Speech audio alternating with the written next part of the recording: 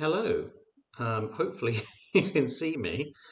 Hopefully you can hear me as well. I do apologise for the potato camera quality. I also apologise for the possibly what might be potato audio quality. But this is being done purely from my laptop via Wi-Fi in a flat um, in Weymouth. Because I'm at Tankfest, well, I'm not at Tankfest right now. It's rather dark outside, but I've been at Tankfest all day, and well, I was an idiot and forgot my high quality webcam. So, potato cam it is. Um, yeah, believe it or not, Duke of Petchington. If I was doing this from my phone, you'd have better video quality. I tried.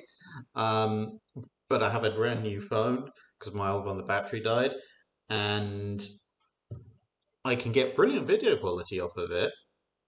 But I cannot for the life of me, or at least in the 10 minutes I spent trying, figure out how to get the computer to recognize the phone as a camera source rather than the Samsung app that it came with. So, uh, who knows? The main thing is if the sound quality is all right, then at least you can hear me for that. I did think of putting up a slideshow, then I realised, of course, with my slideshow pictures is also at home. So um, that is as it is. Um, anyway, so we are in the mid-month stream. So this is kind of it's not quite an ask me anything because I don't tend to do that because I know you to ask a whole lot of potentially embarrassing questions, which I then have to skip. But it is the general naval chat, and so we shall take questions from the general naval chat. So I am now looking over the various questions to see who's asking things. Jay Stemper's put blankets over a nearby hard surfaces to help audio. Yeah, the problem is this is basically a one-bedroom flat or apartment because it just needs somewhere to stay during Tankfest. So I'm currently in what is apparently the kitchen, living room, dining room. It's the everything room because it's literally just this room, bedroom, and bathroom. Bathroom's even more echoey. I'm not videoing from the bedroom, and well, it's a rental apartment. There's like two blankets. It's not going to help. Oh dear. As you can tell, it's been a fun day. I've met up with a number of interesting people. I've met up with at least three or four of subscribers and a couple of one or two YouTubers. Met up with the operations room. He is a generally good chap as normal.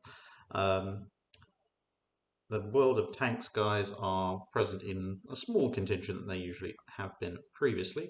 But yes, I met a few rather excellent subscribers who recognise me, which is always a good thing, I suppose. Um, so anyway, um, Silly Gilly, are you coming to Imperial Airsoft tomorrow? Unfortunately not, because I'm still here in Weymouth. I will be there for the event at the beginning of October, though. I forget which one it is. I can't remember, is that Ground War or Skirmish? But anyway, whatever's right at the beginning of October, I will be there. I've been having fun with that. Anyway, let's get on to answering some naval questions. Chazasek, at some point you are going to have to message me and tell me how to pronounce that. Asks, at the start of World War II, all British battleships were replaced by refit A variant 1942 hoods, and all carriers were replaced with Malta class with armoured decks. What changes? A lot. I mean, so, to be honest, the carriers probably. Actually, no, you said that. I was going to say the carriers probably make the biggest difference, but actually, if you've got completely refit hoods, that could make a much, much, much bigger difference. I'm just going to open Notepad. Because it means that you've now got 15 capital ships. You've got uniform armament, which is going to simplify logistics something quite significant, that's going to make some people very happy because everything's now using the 15-inch gun. If they're refit hoods. Then they've got all the latest fire control and radar, so that's going to solve a lot of problems as well. They're all going to be 30 plus knots, so they're all fast battleships. It does make things an awful lot easier. I mean, obviously the King George V's that are still under construction are still under construction, so they're still going to be around if you need a significant number, or if you need some sort of heavier armor. But to be honest, whilst not necessarily the world's most heavily armored vessels, they're still reasonably well protected with the refit A with 12-inch sloped armor, and they can just be in many more places at once. So, the Italian Navy, instead of facing Warspite with a couple of others tootling along behind her, eventually catching up, you're now facing three ships, presumably retaining their names. So Warspite's now refit hood. So they're now actually faster than the majority of the Italian fleet. Not faster than the Littorios. Well, maybe the Littorios are faster on a good day. But it does give Cunningham a lot more freedom of action. And say, for example, with Bismarck, instead of having to worry about summoning people from all over the place, A, the interception can take place a lot sooner. B, they've got radar, so they're going to make the interception at night. And C, there's lots of other ships at sea that instead of traveling along at 20, 22 knots, they can call in at 30 knots. So it's all going to get there much quicker and earlier. So yeah, that's the battleship side of things. And of course, well, actually, to be honest, having the carriers all replaced by mortars is going to be a huge thing because, I mean, the mortars themselves are obviously hugely capable. That goes without saying. But when you talk about every carrier, that's the armour carriers that are just coming in, Ark Royal. But then you're also going to be talking about Courageous, Glorious, and Furious, which are medium fleet carriers, really. And then even things like poor old little Argus and Hermes are all being replaced by mortars. So the British are suddenly going to be sitting there with the world's biggest and best carrier fleet. Well, I mean, they're going to win. They win anyway, so they win harder. But it would be quite funny to watch. Norway probably is not going to fall at that point. Megascrow, what was your breakfast? In the end, I had a bacon and chip baguette because I bought a bacon baguette and then I bought some chips or fries for you Americans, and then I put them in the baguette and then ate them all.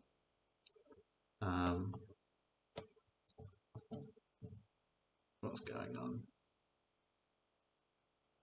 Dun, dun, dun, dun, dun.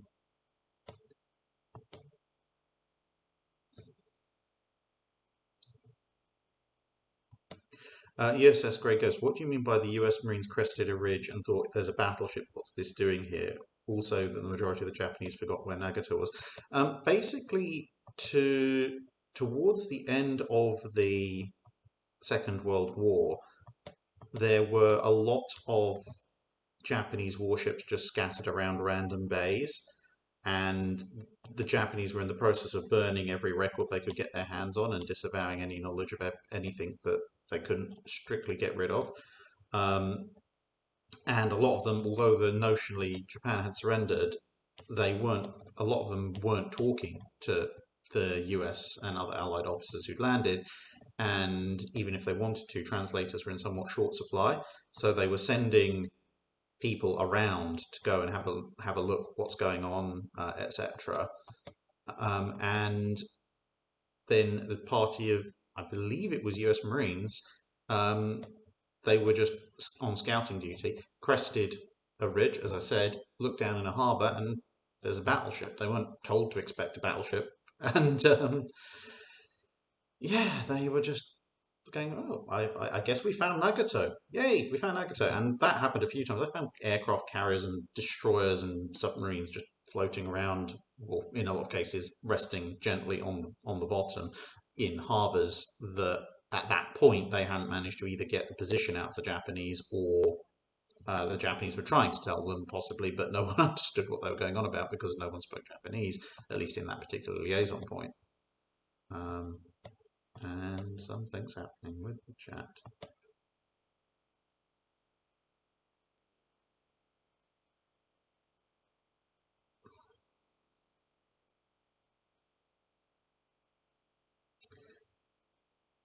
Knight 6831 sure I got that. Okay, got that. Great. Knight 6831, is the myth that the Falklands War wouldn't have happened if the Audacious or Malta or CBA-01 class carrier were present flawed? I wouldn't say it's necessarily a myth. Whether or not the Argentine government would have launched an attack on the Falklands just because the British had a slightly bigger carrier it is a bit of an oversimplification in some ways, but it was more what the scrapping of Eagle and then Ark Royal represented.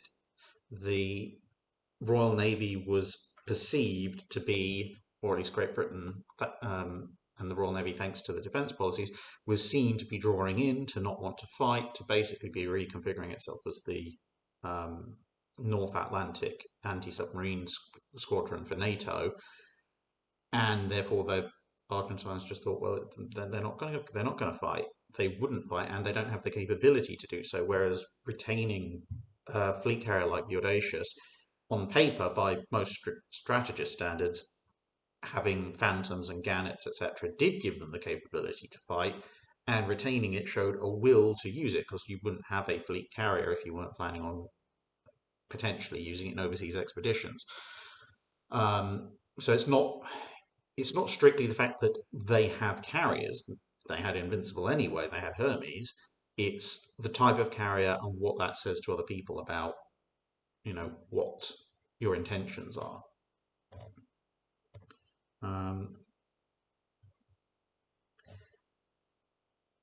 Jim Smith, thoughts on a possible naval war in South America in the 1910s, assuming no World War I? Possible, certainly. There was a lot of tension going on. That's why you had the Dreadnought building race. But on the other hand, Dreadnoughts had, I wouldn't say they passed their sell-by date, but they were in a position in the 1910s, certainly, where the economic booms for raw materials that had funded those ships in the Argentina, Chile, and Brazil, those economic booms were pretty much over. And that's why Brazil was selling Agincourt, and why Agincourt was designed as it was in the first place, because initially they wanted something bigger with larger guns, but they couldn't afford it, so they went with 12-inch guns. Well, we've already got 12-inch guns, so we'll have more. Hence, you've got, Rio de Janeiro at the time, later to become Agincourt.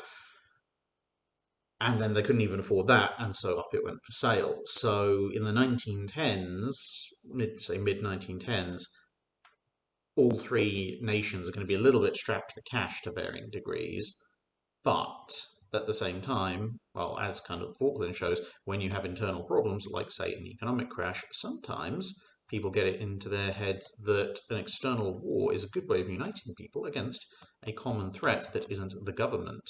So, they might they might go for that anyway, and who knows? It's possible. It wouldn't necessarily. It wouldn't, basically, I'd say it wouldn't happen if everyone was being sensible, but since we're talking about politicians, them being sensible is not really guaranteed, and they may well, one or the other of those nations may well launch a war to try and distract everybody.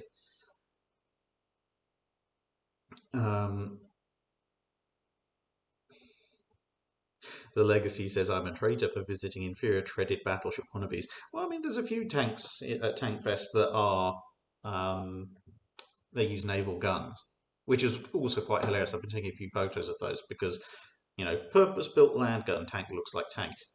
We have strapped a naval gun to tank. Now looks like tank with gargantuan box mount on it, because naval gun turns out to be very much larger. Built by Basil. In theory, yes. I mean, if this was my old phone, it would work perfectly. The problem is when I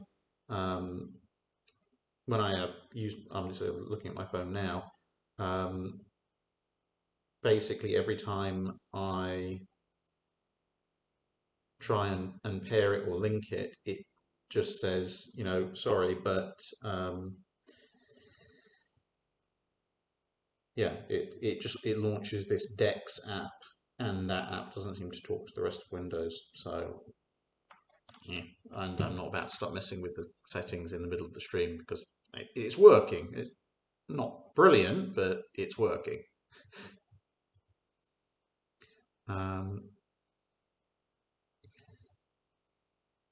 Nihal Patel asks, given the results of your Midway drinking game, how long do you think you'd last watching Michael Bay's Pearl Harbor? How long would my liver last if I took a shot for every historical inaccuracy in Michael Bay's Pearl Harbor? Probably not long. The weird thing, as I said before, the weird thing is there are bits and pieces in that are far more accurate. So, yeah, if there was some kind of alcohol antidote, I might actually come out ahead if I did like an antidote for every historical accuracy and a shot for every inaccuracy. Whereas with Midway, I definitely die. But you know, I don't want to think about that. Let's get through some more of these. Thomas Hobarth, why were the R-class battleships more disliked than the Kiwis during World War II?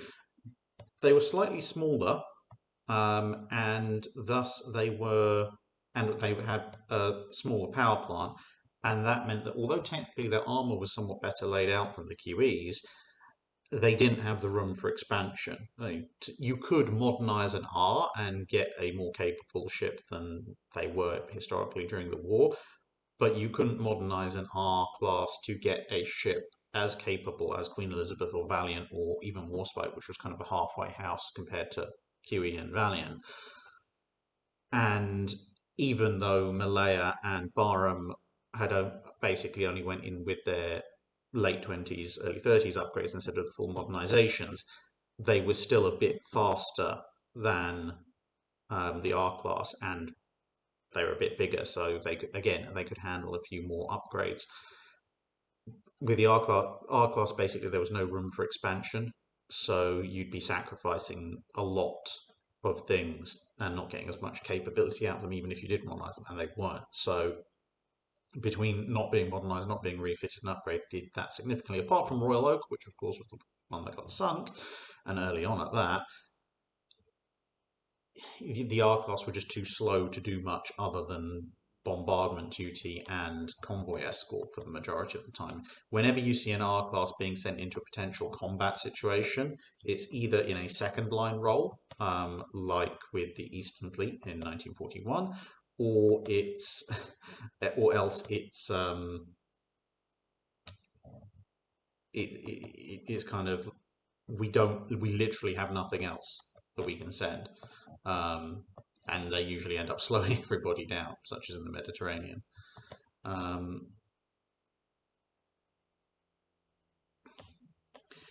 Jay Stenberg asked, Midway 2019 had a somewhat unrealistic STB dive scenes. Can you just go how they should have shown them more realistically, or should they have been more spread out? A little bit more spread out. Although, to be honest, the actual mechanics of the Dauntless dive in the Midway movie weren't among the movie's most awful sins, shall I say. The bomb placement was actually pretty much spot on, even if the dive and pull out and release the bomb at 0 altitude was completely unrealistic. If they'd done that, even with unarmored decks, the bomb would have skipped off. But the actual placement was spot on. To be honest, the biggest sin of the Dauntless dive bomber scenes in Midway is the fact that they apparently are fighting a battle star, not a Japanese carrier. The US fleet in 1945 wishes it had that density of flak. The Kido Butai in 1942, I mean, the amount of AA explosions going off, I don't think they could have achieved that if they literally covered the deck of the carrier with AA guns.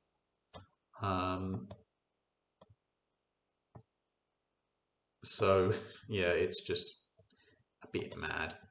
There are so many things to find wrong with that movie. I do desperately want to put that review up at some point, but the nightmarish hell that's going on with the U571 review is making me a bit scared until I can engage proper legal representation to get Studio Canal to back off. Colin Cameron, slight off the wall question: is Britannia the only hospital ship to be made into museum ship?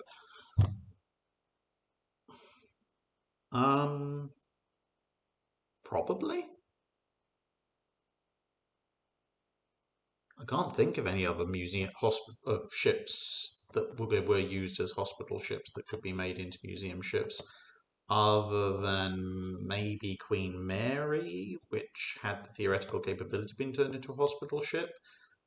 But A, she's not in the best of conditions, and B, she's being used as a casino, not a and such, not an actual museum ship. So yeah, Britannia's probably the only hospital ship capable museum ship that I can think of off the top of my head. But then they generally don't get preserved, unfortunately.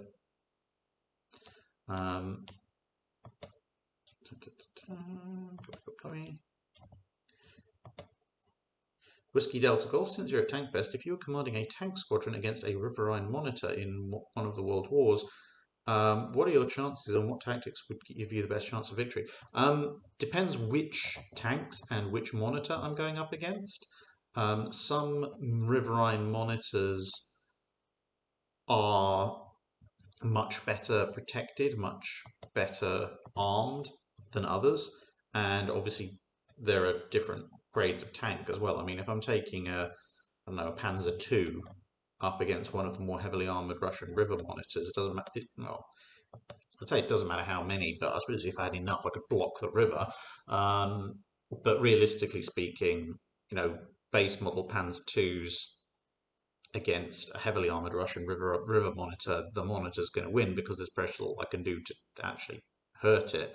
Whereas if I'm taking, a squadron of Tigers or a squadron of Sherman Fireflies or very late war, the three Pershings or something, up against the average riverine monitor, then I'd be a lot more confident of winning. But in terms of best tactics for chance of victory, identify a narrow point in the river and then get the tanks in place on either side of the river.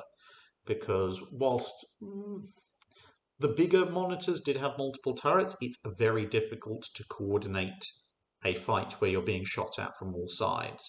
So if you spread out your tanks down the sides of the river either side and then ambush the ship, then, apart from directly fore and aft, you're going to be engaged on all possible sides, which also helps because most of, obviously, turrets for riverine monitors, they have the thickest armor on the turret towards the face, but whichever way that turret faces, it's therefore going to be presenting a weaker side to other guns. And so, in theory, that will allow me to pick it apart. Knight 6831, in the wake of the Aussie SSK disaster, should France have made a testbed sub? That is far too close to modern politics for this channel. I talk about it on bilge pumps, but on this channel I'm staying away from that whole disaster. Although if you want to know some of my thoughts on the episode of bilge pumps this past week, we do actually talk about it a fair bit.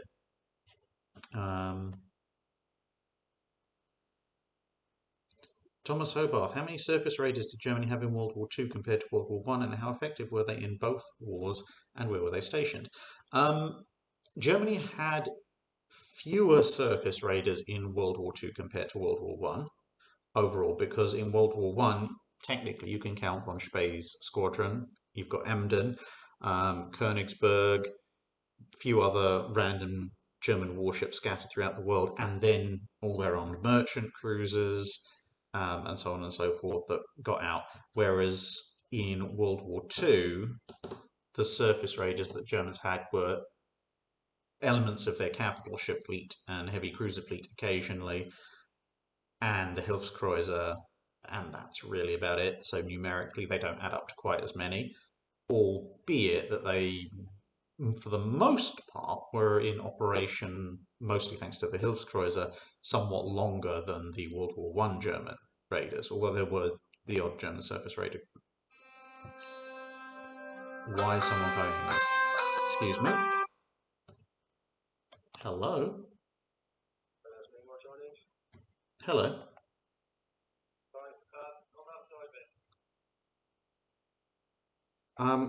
Oh, with the food? Okay, 2 secs. Sorry, guys. Hello?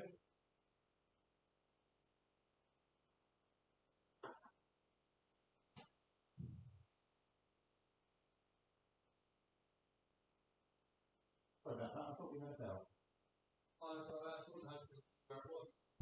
I did try to put some instruction. No, there wasn't.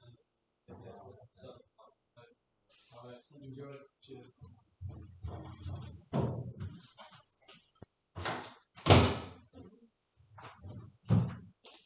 There's a bit of stuff to be played.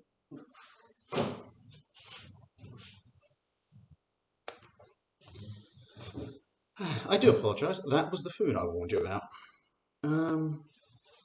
Anyway, World War II raiders. Yes, so mostly the Hilfskreuzer, and in terms of overall effectiveness, the Imperial German Navy raiders, Emden and such, tended to be slightly more successful than most of the Kriegsmarine surface raiders.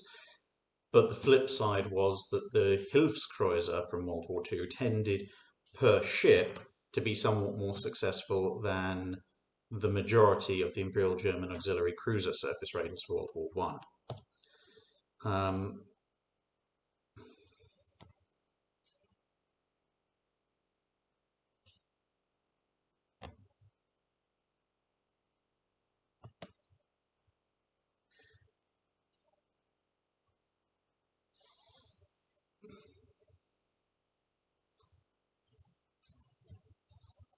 Yeah, I do have to feed Mrs. Drac as well.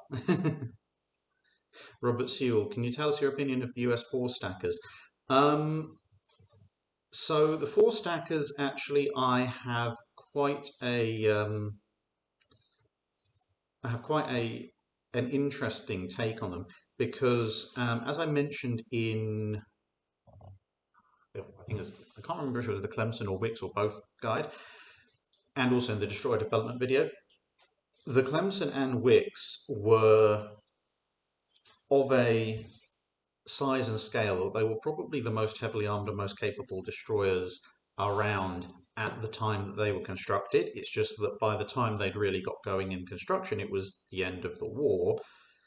And so the US was kind of left with the latest and greatest destroyers, and most capable destroyers, arguably, for the next 20 years of peace, in which time all the technology advanced. So then by the time you got to World War II, they were now basically the minimum viable product for a second line destroyer, which is really unfortunate for them in a lot of ways, because they were kind of the tribal class, Fletcher class of their period.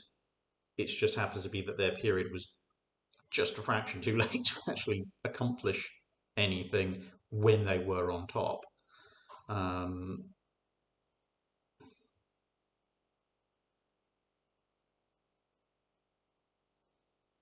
Fog Battleship Warspite asks if the Revenge class had their refit prior to World War II, would they follow HMS Warspite's refit, i.e. 6-inch guns and 4.7s, or QE and Valiant with twin 4.5s? It depends when the refit is done. The reason Warspite had that kind of, well, one of the reasons Warspite had that slightly odd semi-refit of its secondaries was because it was the first one. So they were doing experiments, and then they decided, actually, we prefer to have the twin 4.5s, and they already had the twin 4.5s developed,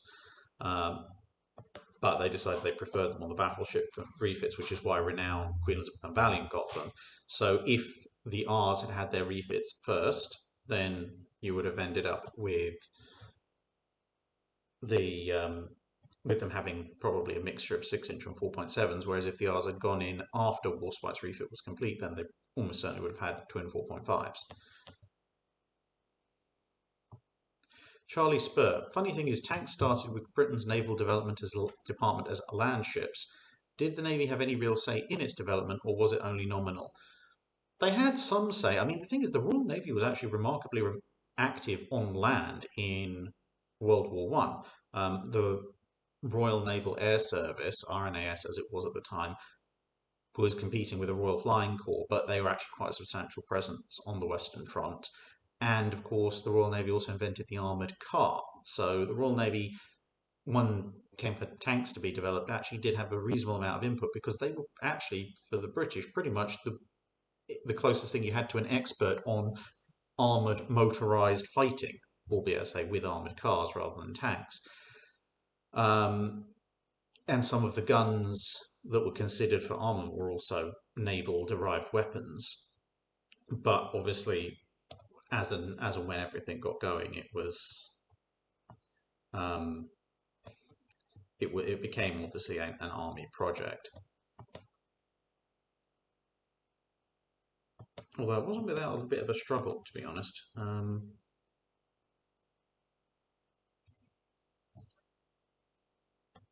Okay, got that.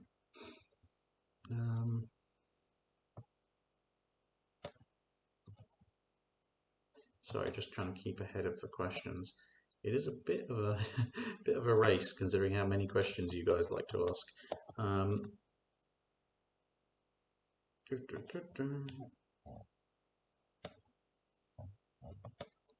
YFF, in armoured belts for ships, has there been a sort of welded, bolted dispute that's happened with tank armour development?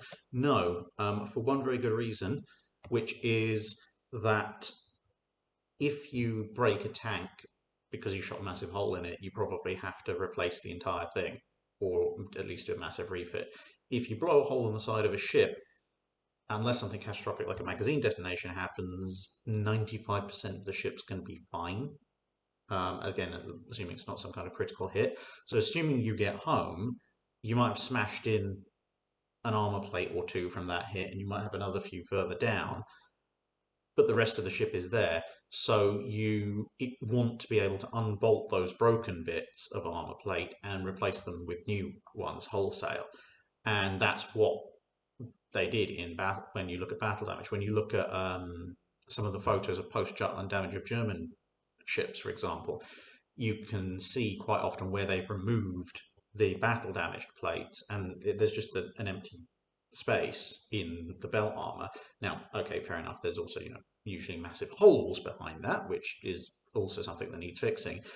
But when it comes to armor plate, it's much, much, much easier to just unbolt the thing, take it off, and put a new one on. If you weld the armor plate in place, that means you're also going to be welding it to the adjacent armor plates, which means if you break it, you're either going to, or someone breaks it for you by shooting at it, you're either going to have to remove the entire ship's armor belt, which pretty much is not going to happen because it's far too expensive and going to take far too long, or you're going to have to break out angle grinders and cutting torches and try and cut that off, and that's going to compromise the face hardened treatment of any armor that's left in that vicinity, which is going to leave a weak point. Blogs asked, how would you upgrade the Bolivian Navy, riverine, 1900 to 1905?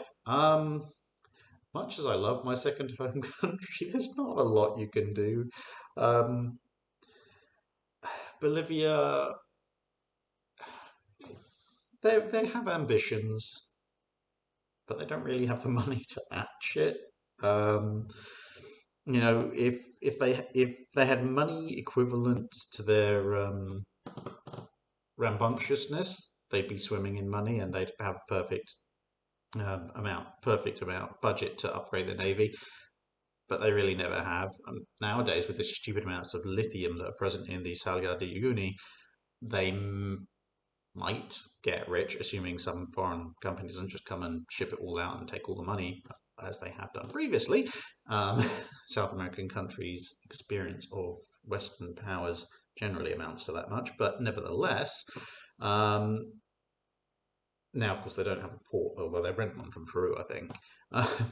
But yes, anyway, upgrading the Bolivian Navy in 1900 to 1905 basically consists of, we have very, very, very little money, and but there is a certain amount of benefit to be had from having a unified ship class or classes, because that makes it easier to repair. So probably the best they could do would be to identify maybe a second, not a second rate, but a second hand class of river gunboats that were going out of service with a first rate power like France or Britain. Not necessarily because they're completely worn out, obviously, because you do want some life out of them, but maybe because there's just better ones coming in to replace them, and grab those, because then you have a unified class, which is an easier cost of maintenance. And if they're kind of, slightly used but have been built for a major navy, they're probably relatively capable. And that's pretty much the only viable way of upgrading the poor old Bolivian navy. Um,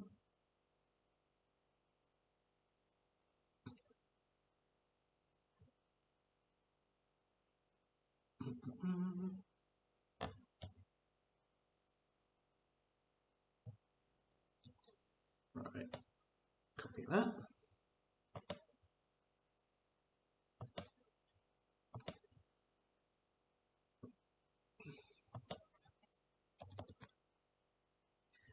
There we go. Right, where are we next? Christian Slot Hulk, what are the pros and cons of a combined secondary and heavy AA battery in World War II? So the combined or dual purpose battery, the pros are that you have a complete. Sorry, I don't know what's going on with that. The pro is that you have or the major pro, I guess, is you have a completely, because it's completely unified, it means that every single secondary gun on that side of the ship, or in the case of some ships where you also have secondary batteries mounted super firing over other turrets, those as well, they can all address a threat. So if you are, pick an easy one, a US fast battleship, so you have 10 5-inch guns in 5 twin mounts on either side, unless you're South Dakota, then if the enemy comes at you with aircraft, you can engage them with 10 5-inch barrels, and if the enemy comes at you with surface ships, you can then also engage them with 10 5-inch barrels. Whereas if you have a split armament, let's say you have 4 twin mounts and 2 singles, so you have an exactly even split of 5 and 5, then you only have 5 barrels to engage each individual threat. So that's the pro. You basically bring greater firepower to bear. And it also simplifies things in terms of ammunition supply for the ship, because, again, using this as an example, you only need 5-inch ammunition. You don't need 5-inch ammunition for 5-inch 25 guns and separate ammunition for 5-inch, I believe it's 51 caliber guns, because they would need slightly different ammunition because of the difference in barrel lengths. And for other ships, it gets even worse. So if you're talking about something like, say, an older ship, then you'd need 6-inch ammo, and you then 3-inch or 4-inch or 4.5 or 4.7-inch ammo for your AA guns, which again makes everything a lot more complex. So those are the pros of your combined battery. There are a few cons, one of which is that certainly for the systems of heavy AA that they're using in World War II, the ideal shell weight for anti-aircraft guns needs to be something that a human or a couple of humans can easily manhandle and load very quickly, which will generally trend you towards something like the 3-inch or the 4-inch or maybe the 4.5-inch or something like that. Whereas those shells tend to be a little bit too light to, at least in most people's view in the 1930s, to stop destroyers and the like with only a couple of hits. Whereas something like a 6-inch shell is probably going to do a lot more, it will do a lot more damage to a destroyer. So if you compromise one way or the other, you might end up with if you compromise on, say, going with an all 3 or 4-inch armament, then you'll have an absolutely wonderful AA battery, but you might not have quite the firepower you need to down destroyers quickly enough. Although, again, you can make an argument that the rate of fire you'll be able to put out at that point might make up for the the fact that any individual shell lacks its own firepower, since of course there are plenty of destroyers with 4-inch main guns. And with the heavier shells, the 6-inch or whatever shells you might prefer for anti-destroyer work, obviously those guns load, aim, and fire a lot slower. So if you have a compromise of a 4.5, 4.7, or 5-inch weapon, then it's not going to be as fast and agile for engaging aircraft as a purely dedicated, slightly smaller caliber or shorter barrel AA weapon will be. And it's also not necessarily going to have the hitting power of a dedicated anti-secondary weapon either. It's going to kind of be a jack of all trades, master of none. But again, it's down to where exactly does that balance lie? Because there are sweet spots where, whilst there are still weaknesses compared to a split armament, you can address most of them and then get benefits from having the combined secondaries, which is why the 5-inch 38 is rated as such a good gun, because it basically, the main weakness of the 5-inch 38 is because it's a 38 caliber barrel, it's not quite as good in anti-surface actions in terms of shelf lifetime and penetration and things like this as compared to some dedicated anti-surface weapons like long barrel 4.7-inch guns. But that's pretty much its only major weakness because it's such a well-designed gun and sits so sweetly in that spot. And then, of course, the medium of anti-aircraft engagements changes quite a lot, which is why after the war, the 5-inch 38, although it stays around in the US Navy for a surprisingly long time, it's the more modern ships use 5-inch 54s or 3-inch guns because things have changed again.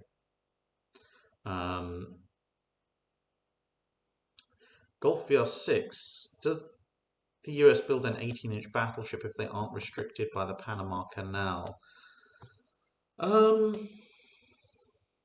Maybe, but probably unlikely because they were restricted by treaty, and so even if the South Dakota 1920 design had been designed with an 18-inch gun, they still wouldn't have been built. And in the fast battleship era, again, with something like Iowa or Montana, they did have the option there of building them with 18-inch guns, but they decided they preferred the 16-inch 50 as a better weapon, either more 16-inch 50s rather than fewer 18s. If they're completely unrestricted in terms of width by the Panama Canal, they are still restricted under treaty systems displacement. Iowa's still an escalator clause treaty battleship, remember, and okay, maybe if they're completely unrestricted, but there's still cost to take into account. So there's maybe if they're not having to fight completely with the Panama Canal, maybe the Montanas or the South Dakota 1920 design might have been designed with 18-inch. But to be perfectly honest, neither of them get built anyway, so it wouldn't really have mattered. So practically speaking, no, they probably still would have had 14 and 16-inch ships.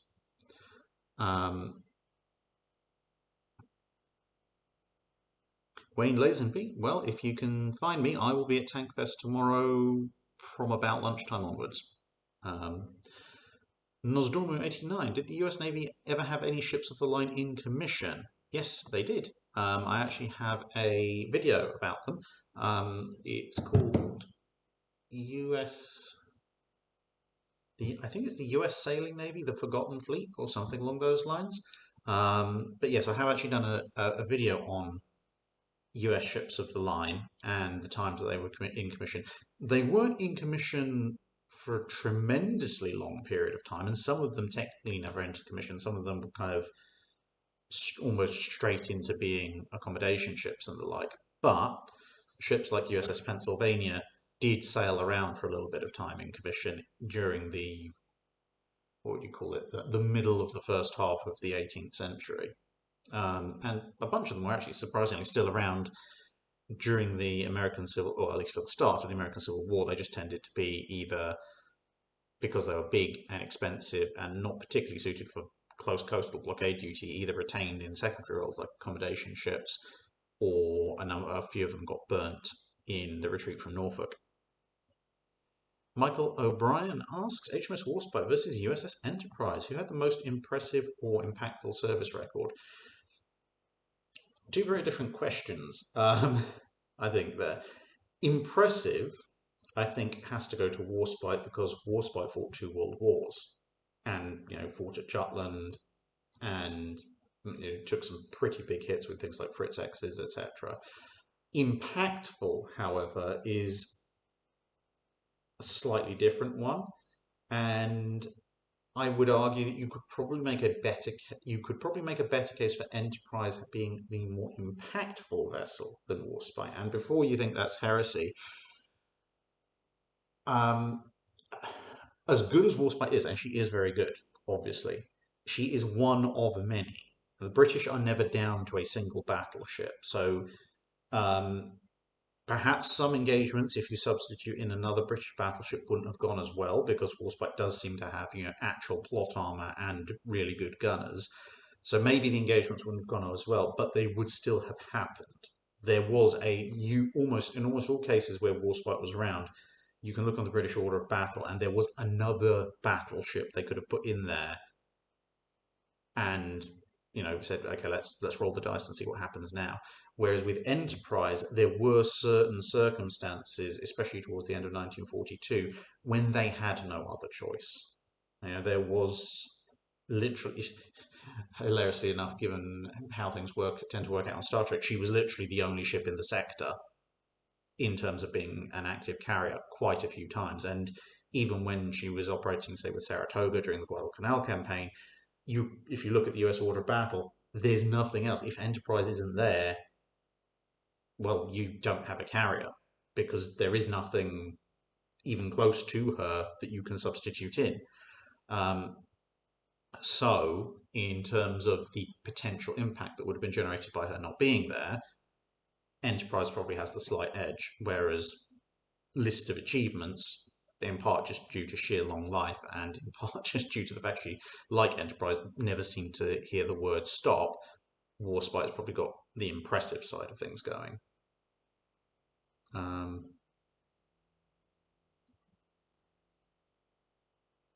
Plasma burn death. Yeah, this is basically potato cam coming from my laptop because I was dumb and forgot my webcam. I'm in Weymouth, not at home. Thomas Hobarth, when did the Allies realise what kind of battleships the Yamatos really were? Depends how you define the Allies.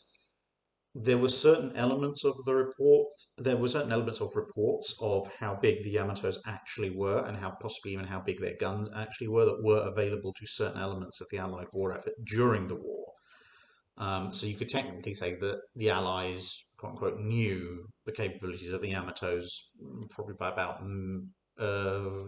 early in the Pacific War, but overall maybe early mid part of World War II. But they didn't pay that much. Well, the larger elements of the Allied navies didn't pay that much attention to those reports. So as a whole, and in terms of having absolute confirmed data, it was pretty much the end of the war by the time they realised exactly how nasty the Yamatos actually were.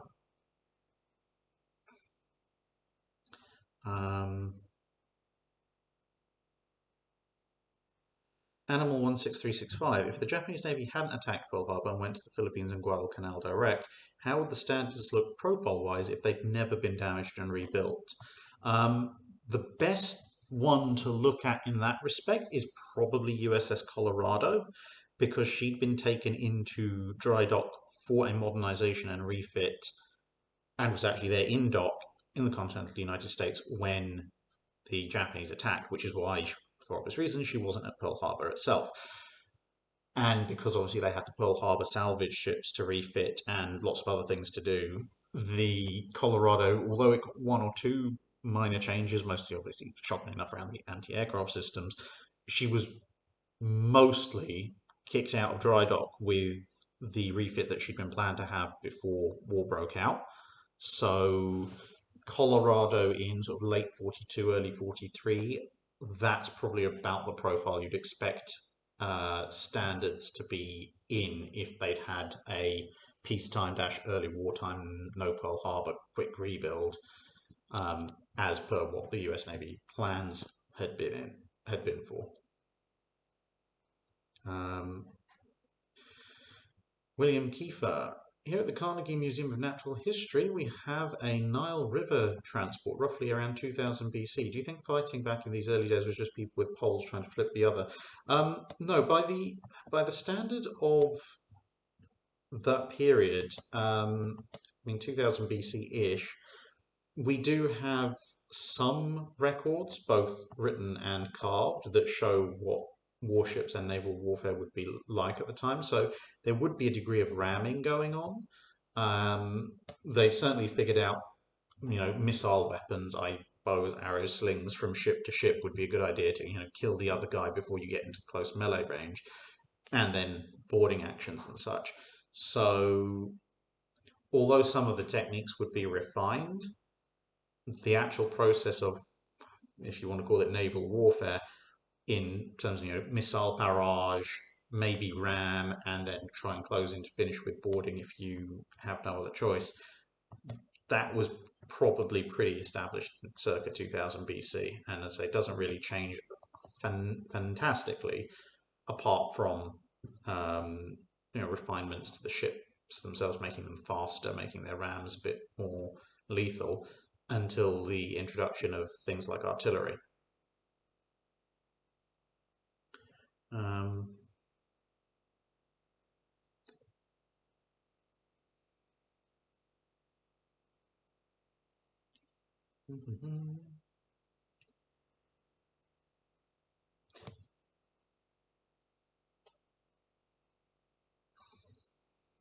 Plasma Burn Death asks, why did the US destroy Axis tech like the I-400 to avoid the USSR inspecting it? If you're going to do that to them anyway, why not add the said technology to your arsenal? And what to do about it if so? Well, the thing is, the Americans didn't see that much of a few. This is the thing, when it comes to certain bits of technology that either side in the immediate post World War II environment keeping from the other, it wasn't so much that they thought that there could be a particular use for them, because um, the Americans didn't build any submarine aircraft carriers immediately after World War II. But it was more a case of, well, one, the I-400s, just from a technical perspective, were fairly impressive vessels. So that might give the USSR some clues in how to advance their general sub-technology.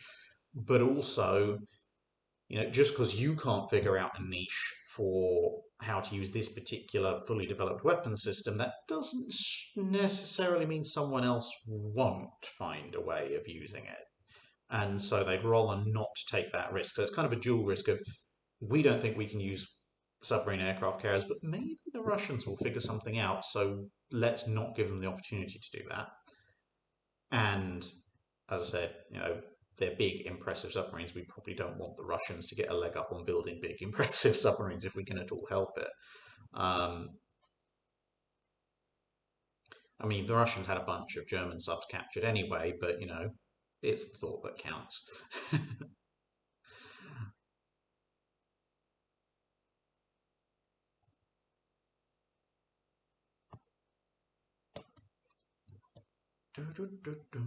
Let's copy that.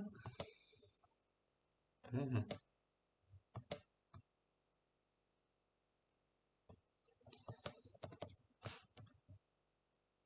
we go. Right.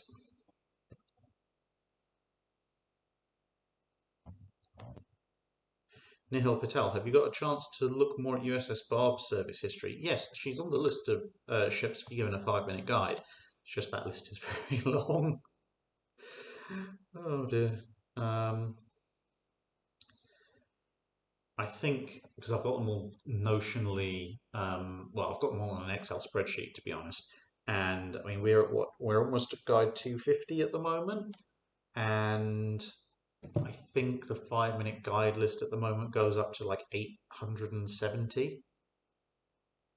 And yeah, it's just ridiculous. I think that, as I was saying to one of you guys, subscribers that I met earlier today at Tankfest, um, I think I have in a list of 5-minute guides that goes through to something approximating 2028. So yeah, I'm not going anywhere anytime soon.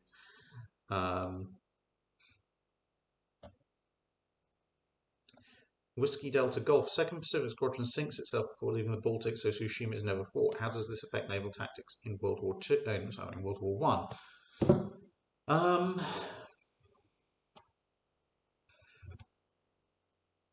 There's probably, I mean, overall tactics probably not going to be changed that much, because I mean, the Tsushima's fought line tactics. World War One's still fought line tactics.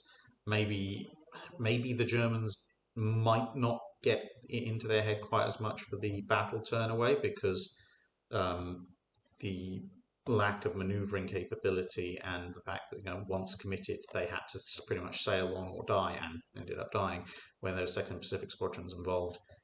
It kind of had some effect on that kind of development for the Germans' tactics, but overall,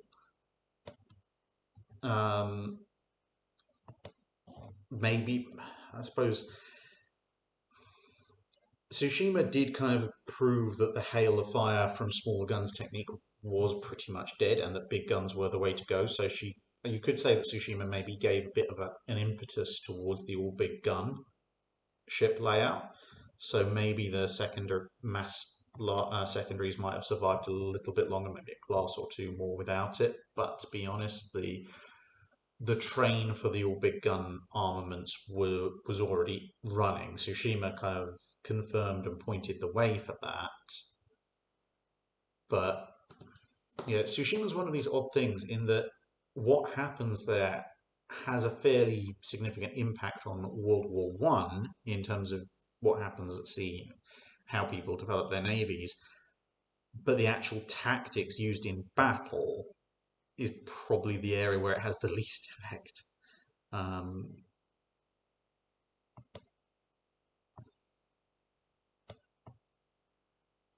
Oh, great. Peabot no. How do you pronounce this? Peabot Thulu? Maybe? How difficult is building a 4-gun ship's turret? The French managed it. How does such a layout pan out? I mean, it's complex. It's complex and difficult, which is why you only see quad turrets on French ships and the King George V's.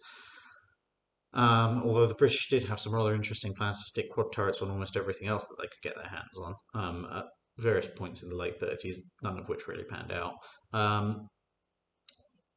Yeah, I mean, it's a significant technical challenge because you have one gun in a turret, you only have to worry about one gun. When you've got two guns, especially if you're using two-gun turrets as opposed to twins, so i.e. the guns can maneuver separately, then you're increasing the complexity. You add a third gun, you increase the complexity even more, and it's not just 3 times as complex, it's far more complex than that because you've now got all these systems that you mustn't let interfere with each other, and if there is failure, how do you hopefully allow for them to fail without interfering with the other systems?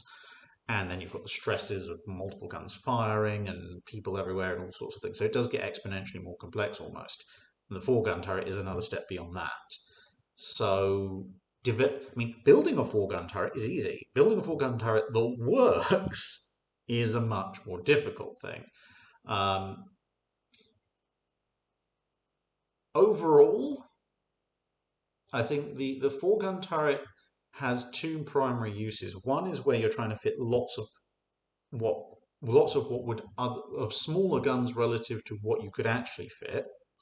So, a ship the size of King George V, it could have if they'd gone through with the original design, could have 3 quad 14s or 3 triple 16s, because the initial designs for the Lion basically took the 3 quad 14 King George V and just went, well, what if we replace it with triples? It was a bit more complex than that, but that was the baseline start. So if you think you can get away with having fewer, not fewer, is it fewer? Yeah, if you think you can get away with having more numerous smaller guns, then you make a quad turret. If you, or with, as you see with the French, if you think you can if you think you can fit all your main guns, so they use 15-inch, into a couple of turrets, for whatever reason you might be doing it, then it can pan out well that way. The main problem with the quad turrets, apart from the complexity, is that they do rather concentrate all your main armament. So if you're going with quad turrets with heavy guns, like 15-inch on the Richelieu, you end up with a situation of you lose one turret, you lose half your main armament. With the original design King George V and original design North Carolina, it's only a third, but they're using the slightly smaller guns. But you take risks with everything. If you use twins, let's say four, if you're going for an 8-9 gun armament, if you use 4 twins, then it's the least complex, it's the easiest to manage and maintain. You've got a degree of redundancy, and then you've got 4 separate turrets that need taking out, but you also only get 8 guns, and it comes with a weight penalty. The quad turrets, obviously, as we just discussed, and then the triples are kind of this in between. You get an extra gun, but you only have 3 turrets to take out as opposed to 4 with the twins, and they are more complex and they weigh more, but not as much as the quads. So it is a bit all over the place. It very much depends on what you're trying to do with a ship, and realistically, how advanced is your technology. You do need to have a fairly advanced technical knowledge to be able to make a working quad turret.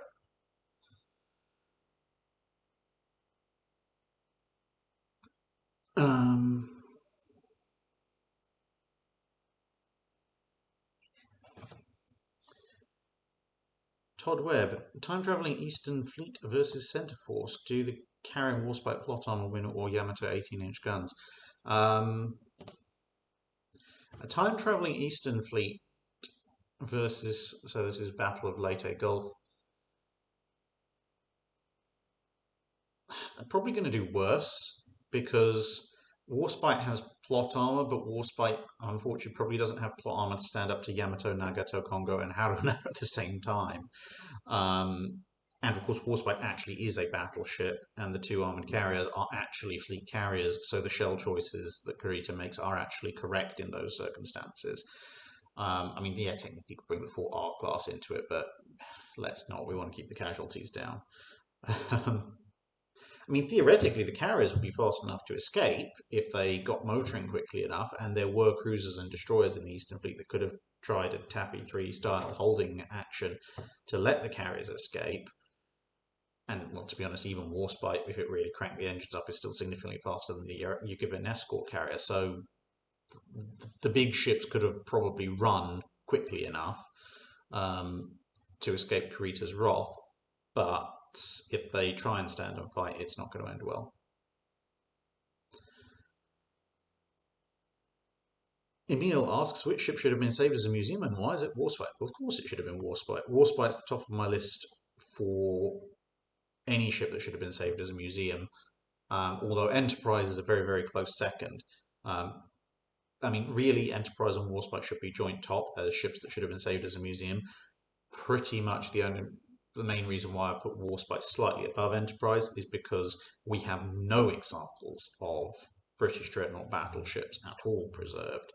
Whereas with Enterprise, while she does have all of her history behind her, we do have a number of World War II era US carriers preserved as museum ships, albeit some of them are in a slightly more modernized state. But it's on those kind of very narrow margins that these kind of decisions are made.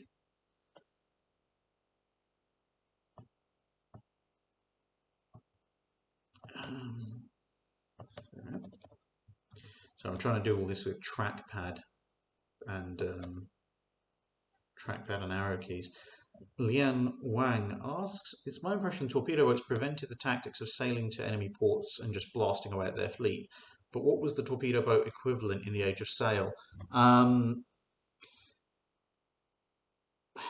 Other ships, usually.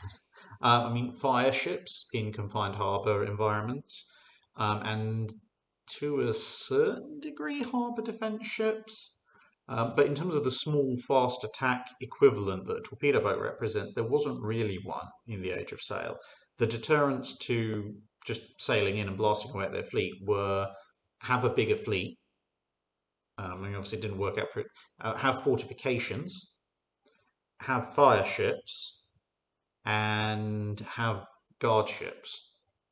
Those were the deterrents to an enemy fleet showing up and just blasting away at the other fleet. Of course, if you don't have one of those things, like for example, you don't have a guard fleet or you don't man your forts, you get the attack on the Midway. And even when you have fortifications and a fleet and guard ships, if the enemy just has a much bigger fleet, they're going to, and they have enough reason, they'll just turn up and start blasting away anyway. Again, see Copenhagen twice. And, even recently as we're coming with the Barbary pirates, if someone comes up with a big enough fleet, you don't have any, apart from possibly trying fire ships, you don't actually have any real way of just flat out destroying something, which that as quickly as a torpedo boat can to a capital ship in the late 19th century. And so the era of harbour assaults, where the harbour isn't completely and utterly massively fortified, they are just a lot more common. And there are methods to deal with fire ships, like having frigates there to grapple and tow them, which there isn't a direct equivalent of to deal with torpedo boats, especially in their earlier iterations.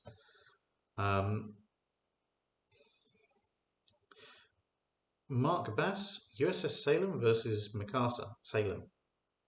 It's a Des Moines class cruiser. That's, yeah.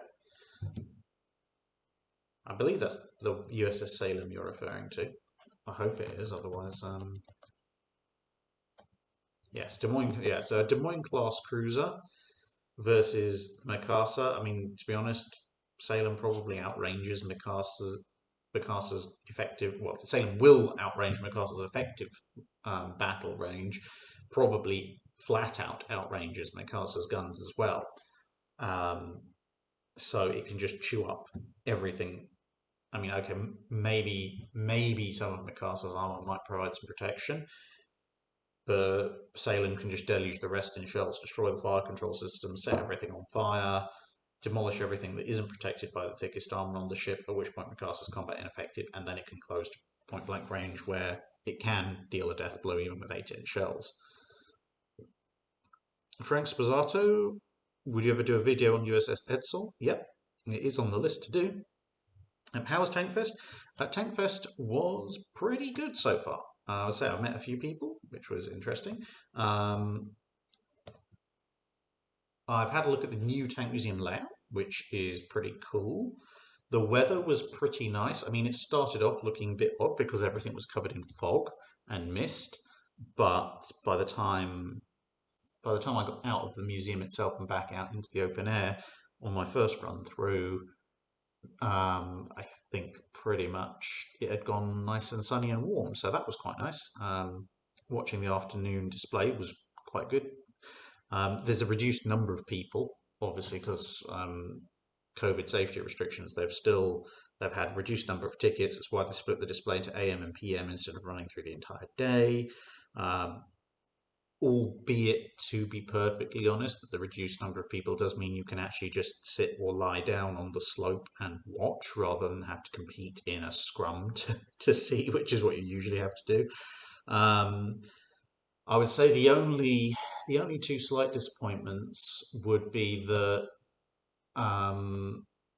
World of Tanks section. I mean, the gaming part of it is still there, but the rest of the stuff that they have all usually had for previous Tankfest isn't there. I suspect in part because of travel restrictions, in part because of, again, hygiene issues with handing out goodie bags and stuff. So there's not as much swag to get, basically. It was a little bit of a disappointment. And also, there's nowhere near the same number of traders as there is usually.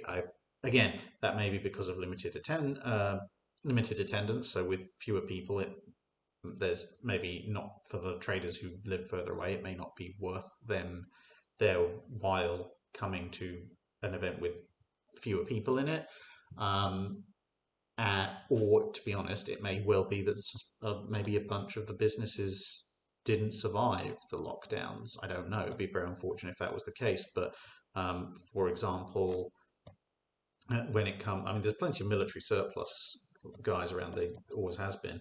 But for example, there was usually, 3 or 4 different trade marquees that sold books exclusively. Usually about a dozen different ones that sold models or model kits or both, and various militaria places as well. There's 1 or 2 military stalls. There's one model kit selling tent. I mean, it's a pretty nice tent, but decent stock, but it's still only one. So trade is a bit thin on the ground, which is a bit unfortunate. They do have axe throwing, though. Axe throwing was pretty good, especially because I can actually throw axes. Thomas Hobarth, who was the worst admiral in history? I think overall, I pretty much have to nominate. I believe it's Admiral Persano, the admiral who was notionally in charge of the Italian fleet at the Battle of Lissa, because he pretty much did everything. He did everything that could be construed as abandoning your post and cutting and running, without actually flat out running away. He had all the cards in theory and blew it in the worst possible way. I mean, okay, an average admiral in charge of the Italian fleet might still have been beaten by Tegethoff, and it's not to downplay what Tegethoff pulled off, because you see the damage that both sides inflicted on each other was quite insane. But Persano did almost, if you wrote it as a fictional account, people would be expecting the next chapter to be the plot twist that Persano was actually an Austrian agent. The Legacy asks, you spoke of runners used in World War II if communication goes down. If communication is totaled, how do they dock when they return to port? Tugboats? Yeah, pretty much. If a ship's so badly shot up they're reduced to using runners for communications, then usually that involves such a degree of damage to the ship that the first thing they'll do when they pull into the nearest possible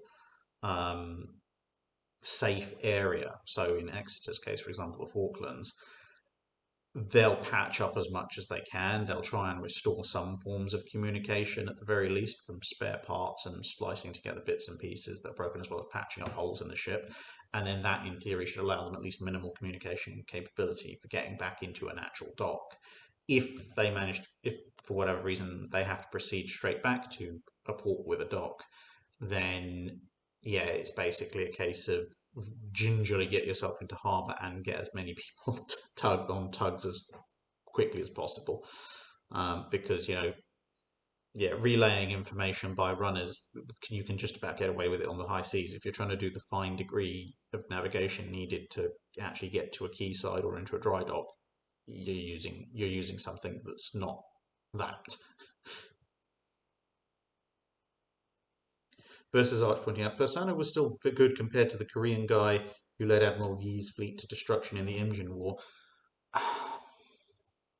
In terms of outcomes, yes, because in terms of outcomes, the Korean admiral, he lost a lot more ships and it imperiled the nation a lot more. On the other hand, he did at least try to lead.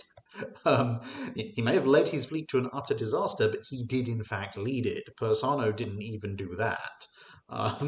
He just relocated to another ship, didn't tell anyone, and watched everything go horribly wrong around him, whilst having all the signal capability to tell everyone what was going on, and didn't.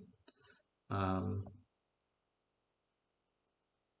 1066, what happened to the World of Warships commentary video? It's still there? The tournament one? It's still there on the live streams as far as I'm aware.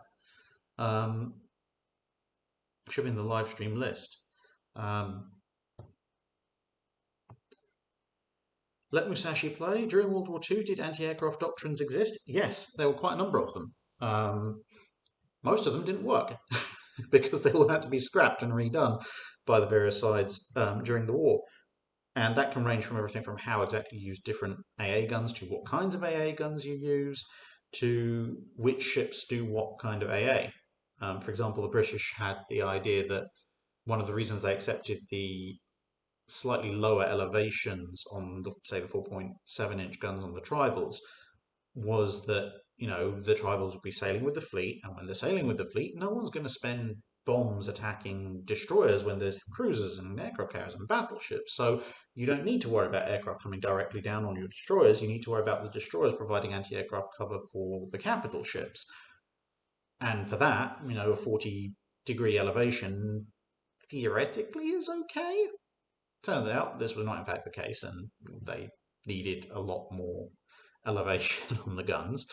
Similarly, with the US, they started out with this doctrine of every carrier being its own little self-contained battle group, and ships were positioned at certain points to try and stop incoming air attacks. And very quickly figured out that trying to be strong everywhere meant that you were strong nowhere, because it then meant if a Japanese attack came in, maybe they'd have to go past one ship, maybe two, and then they'd be on to their target. So over the course of the war, you start to see first the formations tighten a lot so that they can offer some mutually supporting fire. And then as time progresses on further, not only do you have pickets deployed to just try and disrupt formations further out, but as well as having these much tighter escort formations, you also start to see the carriers combining into groups where they're sharing their escorts rather than each having their own individual set of escorts, almost independent of everybody else, and so on and so forth. Obviously, for what good it did them, the Japanese anti-aircraft doctrine by the end of the war was cover everything in 25mm and hope sheer weight of fire does the job.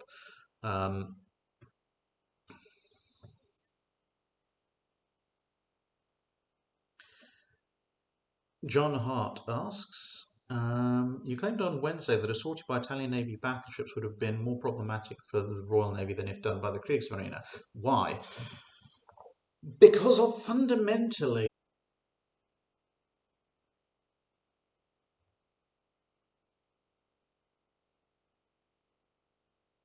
I think we're back.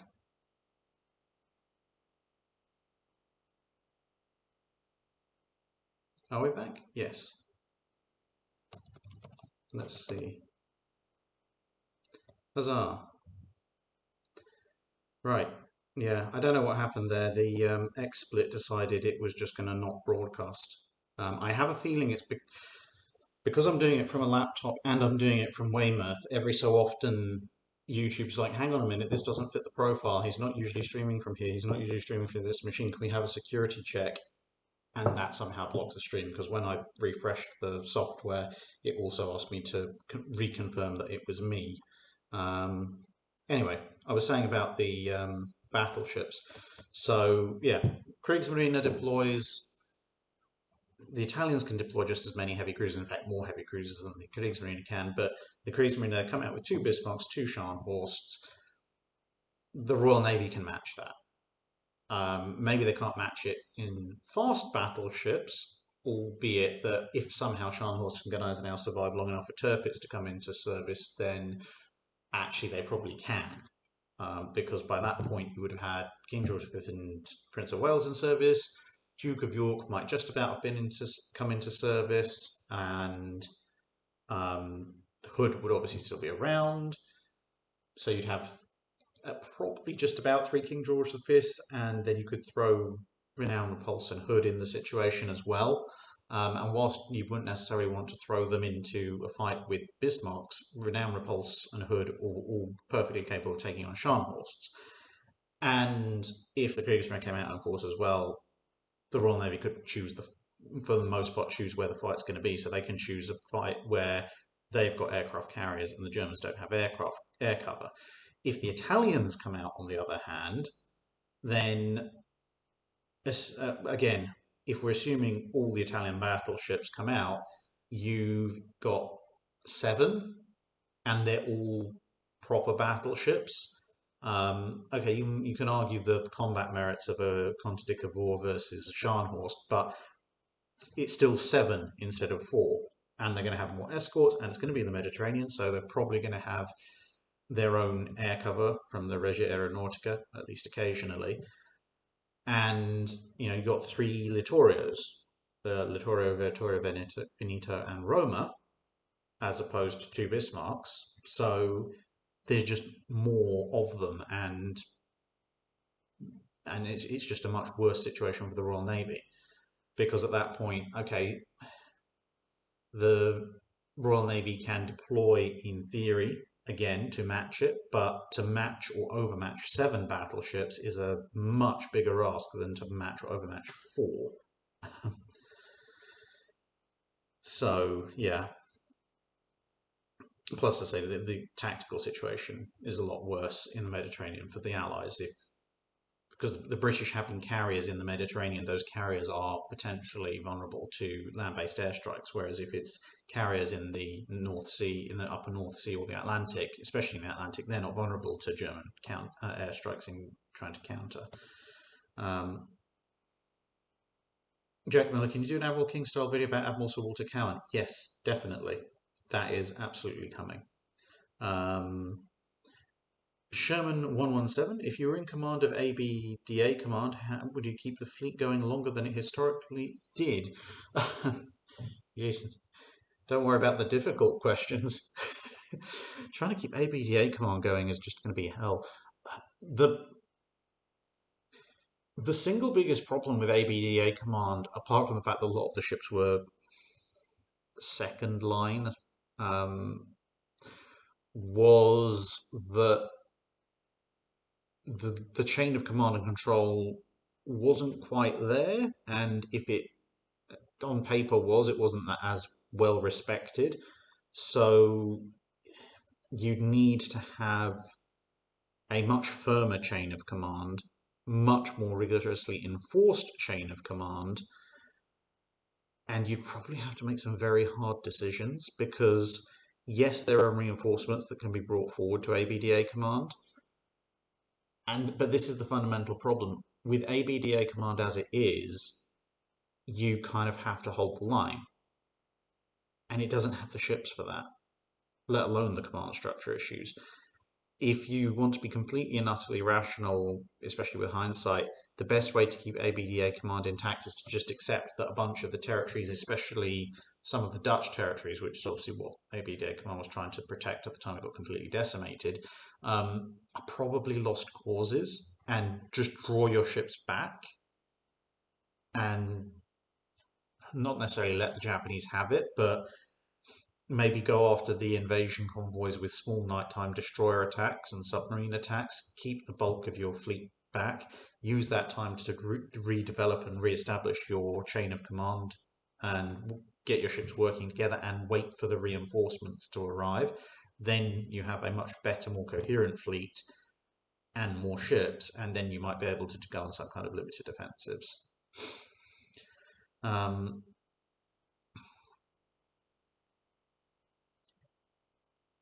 Redneck Fury, what made the 12-inch 50 so powerful on the Alaska class? Original demonstration videos claimed they're as powerful as the 1445s on the standards. Advances in propellant, advances in shell design and technology, and the balance between those two. And of course, well, it's a 50 caliber as opposed to a 1445. So, yeah, 5 calibers longer means more muzzle velocity by default. And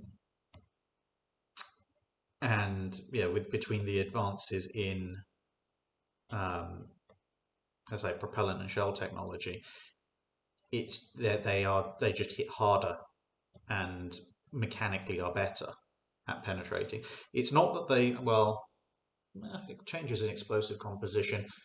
When they talk about the power, it's more to do with the armor penetration, i.e. the 12-inch 50 on the Alaskas can penetrate more armor than the much older design 1445s can.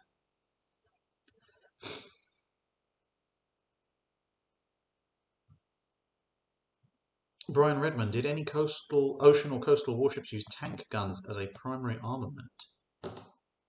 Some coastal ships did.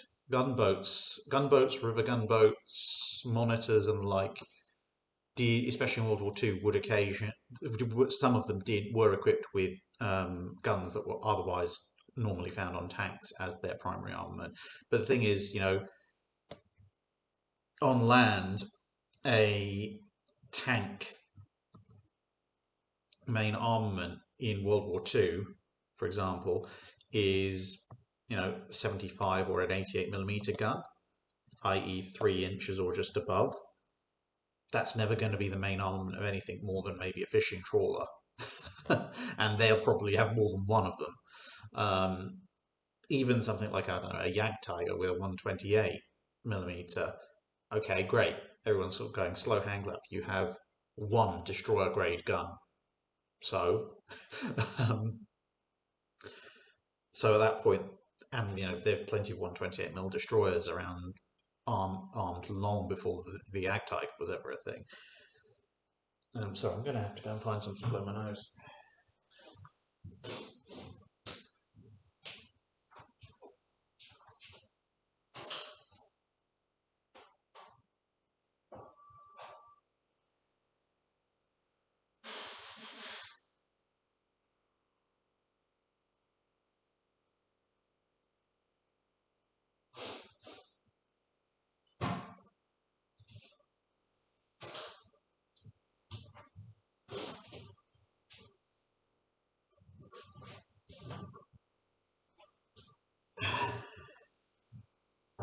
Probably should find a drink at some point as well. Thomas Hobarth, what was the most beautiful dreadnought ever built? Oh, that's a tough one. Aesthetically, there are a number of contenders, but the problem is beauty is in the eye of the beholder. Some people will think that the Nelson class are quite attractive. Other people absolutely hate them. Most people agree that Hood, Littorio, Tiger, Congos, at least before they got their pagodas, etc., all look pretty good. But different people have different preferences on each of them. I mean, as you know, I'm partial to the New Mexicos. Not so many people are there. The New North Carolinas look pretty good as well. So yeah, it's a difficult one, especially because the other thing is that necessity means that some looks only work for certain eras. So if you're a fan of relatively minimalist design, and you think that makes a ship look beautiful, then you're going to want World War One era ships, something like maybe the Ganguts. Whereas if you are looking at, let's say, a World War II era vessel, you can't get that minimalist design because you've got far too many systems, anti-aircraft guns, sensors, radar, etc. And so you're going to have a much busier, much heavier superstructure.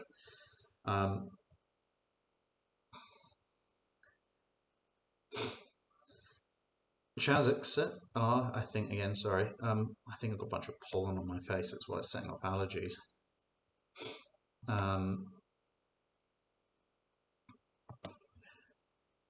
Yeah, I'm going to have to wash my face. Sorry guys.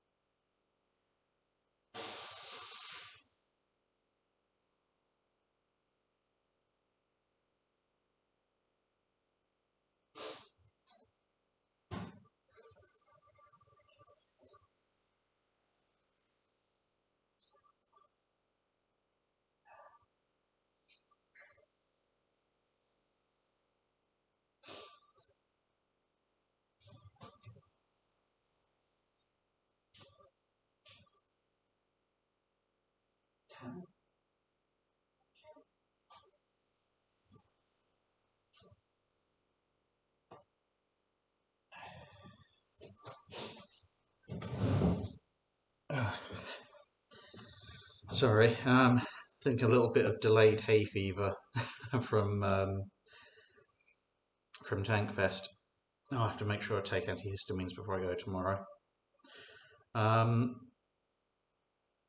sorry, it is a little bit of a mess. Anyway, Chazak asks HMS Victory and two fifth rates versus 150 Queen Kareems. It depends what's if they're in the open ocean. In theory, the sail ship should take it. Again, referencing the Barbary Pirates video. The Queen Charlotte, okay, which is 120 gun, is slightly bigger than Victory, but Victory has a couple of fifth rates to help it.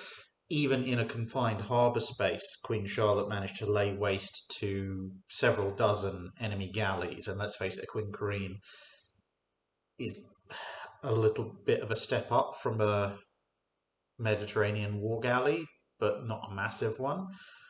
So they can certainly deal a lot of damage and take out an awful lot of Queen Kareems. And I mean, again, galleys of various sorts did take a rather bit of a pounding at Lepanto from cannon-armed vessels, and Victory and the fifth rates can fire a lot faster and a lot more accurately than anything armed with guns at Lepanto could. In a harbour, the sheer numbers would probably allow the Queen Kareems to board. Whereas if it was out at sea, where Victory and the fifth rates can maneuver, they probably can just mow them down as they come. Dexter Sample asks, if the Russian Navy is not in such disrepair and the crew not so green, could the Battle of Tsushima have gone any differently? They could have done a lot more damage to the Japanese ships, and they did do some rather bad damage to some of the Japanese ships, but I mean, as I said before, their gunnery wasn't completely awful, but if you had clean Russian ships, so they don't have coal dust, they don't have all over the place, they don't have massive amounts of paint all over the place, they've got clean hulls so they can attain their full speed, the machinery is working, the crew's a lot better at formations, their gunnery, as I said, was actually pretty good, but even with all that in place, you need base to for it to be anything other than a Japanese victory, even if a somewhat hard-fought one, you need to give the Russians equivalent shells. Because the Russian shells that hit tended not to do a tremendous amount of damage, whereas the different formulation of the Japanese shells did huge amounts of damage in return. So, yeah, that would be the single biggest thing. I mean, even just giving them those, giving the Russians Japanese shells probably meant the amount of damage that the Japanese fleet took when it was doing its turn on all round a fixed point. That alone might have been able to break up their formation and give the Russians an advantage. But there you go.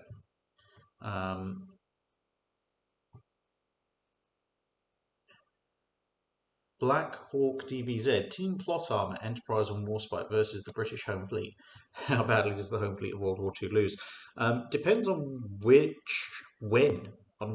The Home Fleet at various points is composed of many different ships.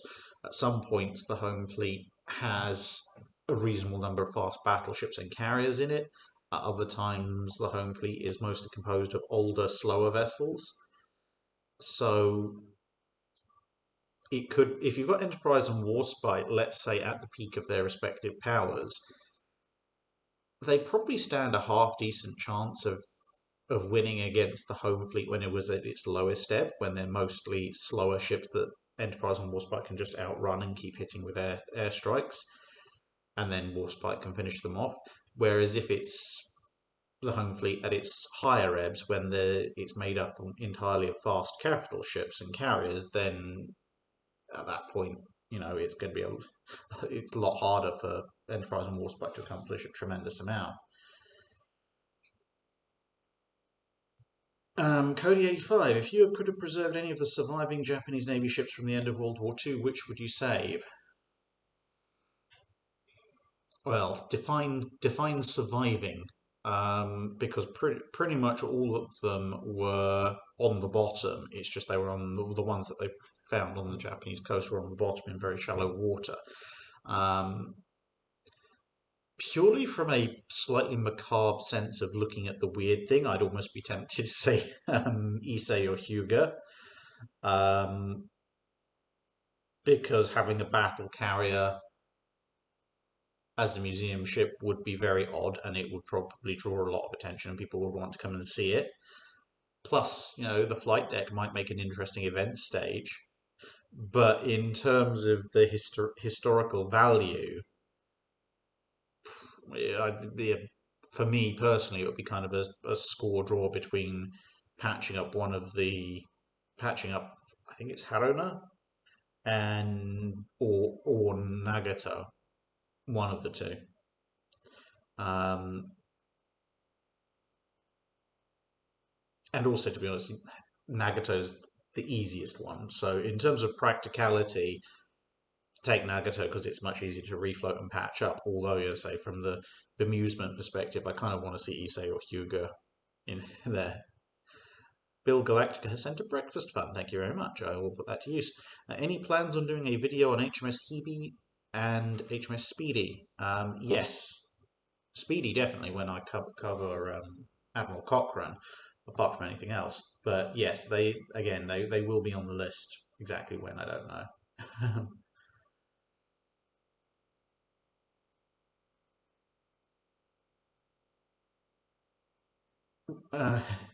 Jim Smith asked, did the Marines liberate anything from Nagato? Well, they nuked it afterwards, so if they did, the evidence is very well concealed.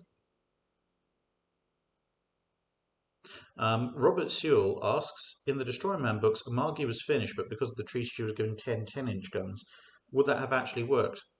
In theory, if you combine 10 10-inch guns of any reasonable capability in the 1920s, I mean, yeah, replace the 16-inch with 10-inch, it's going to drop the weight of the ship down quite significantly. In fact, it might actually drop it enough you'd need to put an extra ballast to retain stability. But, she had 5 twin turrets, so doing a like-for-like replacement of 16 with 10-inch was entirely doable. It would have been a bit horrendous to redo her entire shell hoist and magazine handling systems to handle 10-inch instead of 16-inch shells, because otherwise there'd be huge vulnerabilities. But yes, in theory, it's entirely doable. Christian Slot Hulk, why were the British so scared of the Danish Navy in the early 1800s? Mostly because of the tactical position that the Danish Navy occupied. So, as most of you will know, if you, well, especially in that point, because the Kiel Canal doesn't exist at that point, but if you want to get from the North Sea to the Baltic Sea, you have to go through a relatively narrow, very island-filled channel, which Denmark nowadays controls one side of, and at that point in time also had bits of the other side.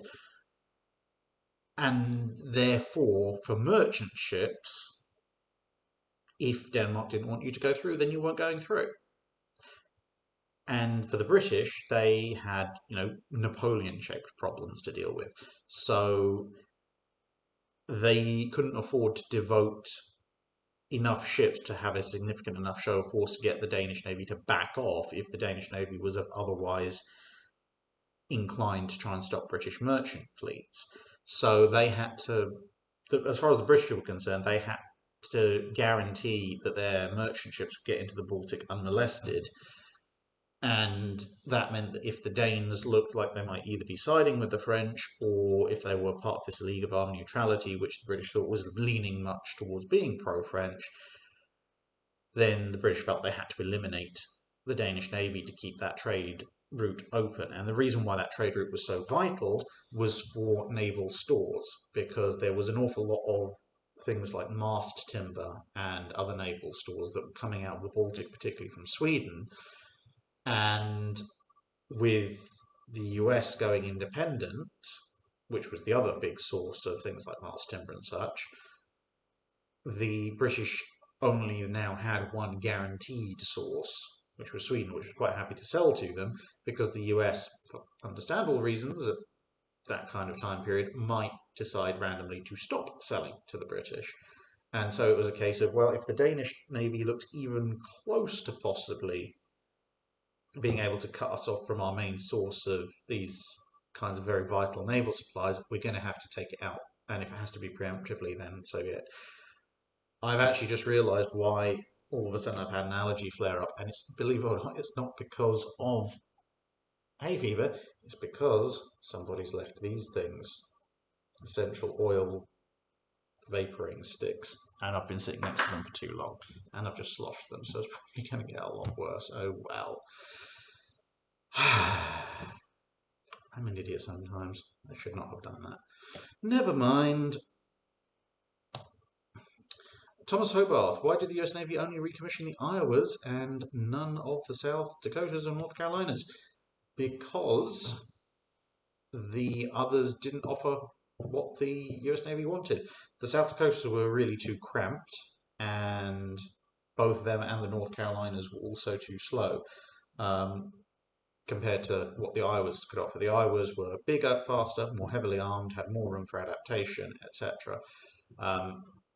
I mean, they looked at the possibility, but the South Dakotas, because they've been built so cramped, because they tried to fit a ship armed with 16-inch guns and armoured against 16-inch gunfire in 35,000 tons and still get 28 knots out of it, there wasn't any room for expansion on them. So they were actually in a worse position compared to the North Carolinas for modernisation, because at least the North Carolinas had the volume to potentially be upgraded to be useful.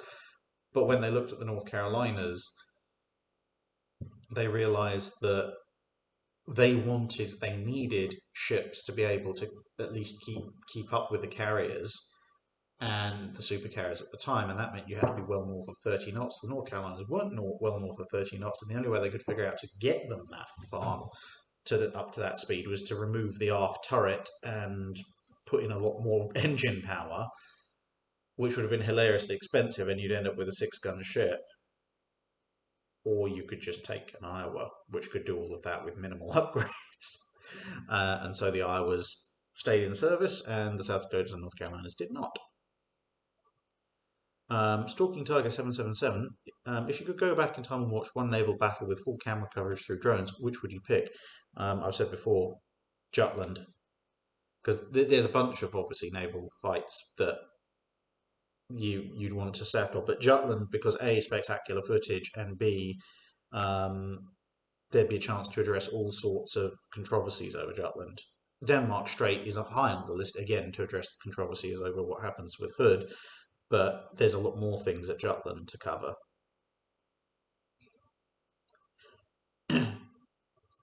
Yeah, I need to get rid of those. Well, I can't get rid of them because they belong to the people I'm renting, but I might put them in the fridge or something.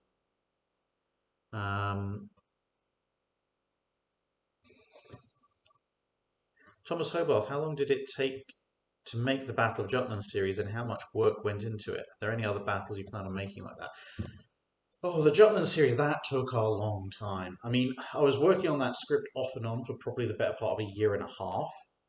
I think it took about 3 months to draft the first version, and that was a very much a bare bones one. And then I was going back and going, right, I'm not happy with the amount of coverage I've got in this section. I need to expand that. So then I had to go and look for sources for that.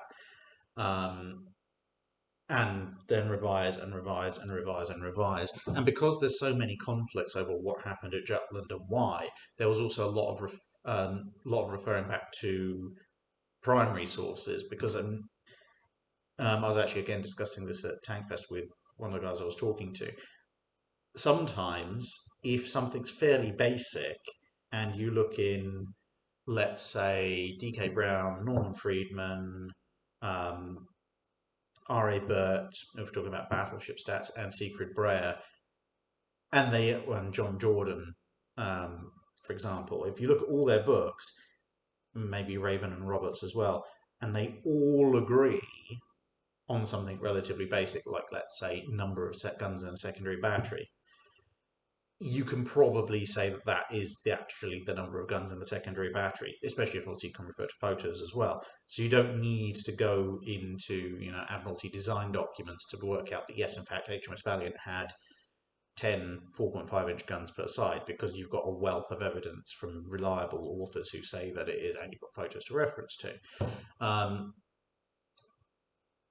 Whereas if it's something a bit more controversial, or if it's something where one or two people have said one thing, but one or two other reliable people have said something else, that's when you have to go off and start looking at primary sources and say, okay, well, this person says this, what source does he cite? This person says another thing, what source do they cite? Right, well, which of these are primary sources that they're citing, and now can I go off and check it myself and see what those sources say? How reliable are those sources? Are they, evaluations of somebody else's ships and tactics, or are they the reports and diagrams and plans of the nation who owns that ship? And with Jutland, I say there's so many questions and controversies over it. Stuff that in almost any other battle report or other video would be relatively simple to work out, required tracing back through so many different primary sources to try and figure out what was going on. And even then, some of them contradict each other or are open to interpretation, and people have interpreted them in different ways. It was quite a monolithic task. Then there was the case of then asking the various people who were providing their voice talents to provide various parts, getting all that in line, getting them to agree, then once they'd agree, providing with their lines, etc., etc. And then there was the matter of, with that much content, where are you going to find the videos and the photos? So photos, okay, those can be found. Video footage, there isn't any video footage at Jutland, but you can get video footage of ships from World War One and ships that were at Jutland, but that involved talking with the IWM, working out which films they had that had footage I'd want to use, then negotiating with them how much do they want to charge me for the rights to use those films, and then agreeing with that, to paying them, getting the downloads, processing them all, etc., and what counts for high-res World War One footage. And even with all of that, the movements of the fleets and everything are so complex that rather than throwing charts full of spaghetti at people, I decided in my infinite wisdom to get, as you saw from those videos, the entirety of the fleets at Jutland built and painted, which... Have you any idea how difficult it is to deploy over about 250 tiny 1 and 2 inch warships on a 12-foot by 8-foot game mat and have to place them all exactly as per the charts, then take all the necessary photos, then make all the changes and additions in terms of smoke and ships that are being removed, etc., because of things that are happening in that particular sequence, and then have to go, right, we're advancing by half an hour. Now we have to move them all again. Repeat, repeat, repeat, repeat, repeat, repeat. I think it took the better part of a week just to shoot those elements for the model layout. I've still got those ships. So yes, that's... In terms of any other battle I'm planning on making like that, exactly like that, probably not for a long time. I do have similarly ambitious, although differently ambitious, plans for Nelson Part 3, the Trafalgar campaign, which I'm working on at the moment. Hopefully those will come off. To be honest, I'm probably being even more ambitious for Trafalgar. Hopefully it won't blow up in my face. We'll just have to see. Yeah. Grey Ghost, Center Force versus Taffy 3 drone footage. It'd be nice, but there's less controversy surrounding that battle than there is surrounding some others, and also we actually have some photos from that battle.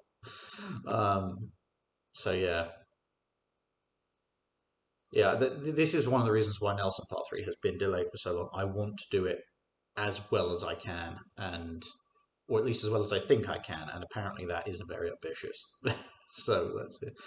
Harold Grundetschern, I think, asks, who are your favourite Royal Danish Norwegian naval leaders?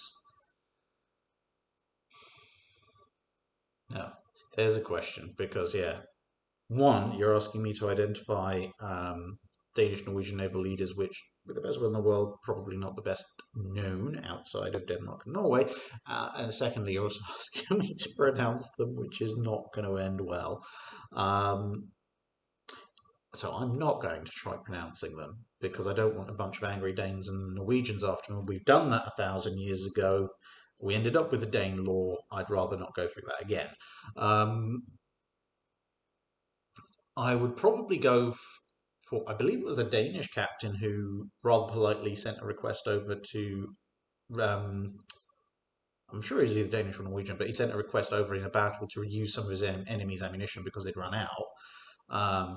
I mean, yeah, really nice play there. But also, to be honest, whoever was in charge of the defense of Copenhagen during Nelson's attack, because if it wasn't for Nelson being so absolutely, bit in the teeth, determined to succeed, he would have driven the British fleet off. The overall British commander did actually order a withdrawal. That's where you get the famous scene of Nelson putting his telescope to his blind eye and claiming not to see the signal. For a fleet that on paper was outnumbered and outgunned, the Danes absolutely, at that first Battle of Copenhagen, they absolutely did themselves proud. You can see from the letters that are sent back and forth during the negotiations, the British hold the Danish fleet at that point in a much, much higher regard than they hold the French, and later on as well, in some remarks that are made by various captains and such in letters, they basically point out, if the French fought as hard as the Danes did that day at Copenhagen, it would be a very, very different set of wars. Rasmus Allemann says, Tordenskjold. I hope that's even vaguely close, but I will take your word for it.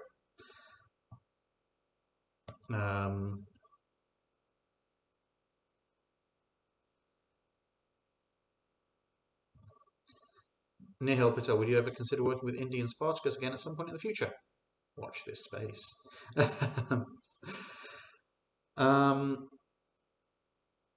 Visual Dawn. At Midway, was it ever explained why Jim Gray seemingly did not send a sighting report for nearly an hour after loitering above Imperial Japanese Navy forces? I suspect I recall. I think I recall there being something in Shattered Sword about that, but I can't recall offhand. See, this was the thing. If I was at home, this is the point where I'd disappear quickly off screen, grab my copy of Shattered Sword, and say, right, it says this in here. But it's not because I'm not at home, so I can't. So sorry, I can't answer that immediately, but I will keep that around and see if I can answer it later when I get home later this week. Jacob Moss, the ironclad Hoche, but with heat rays, HMS Warrior, but with rapid-fire 6-inch guns, and all three Sverige class sail into a bar. Who wins?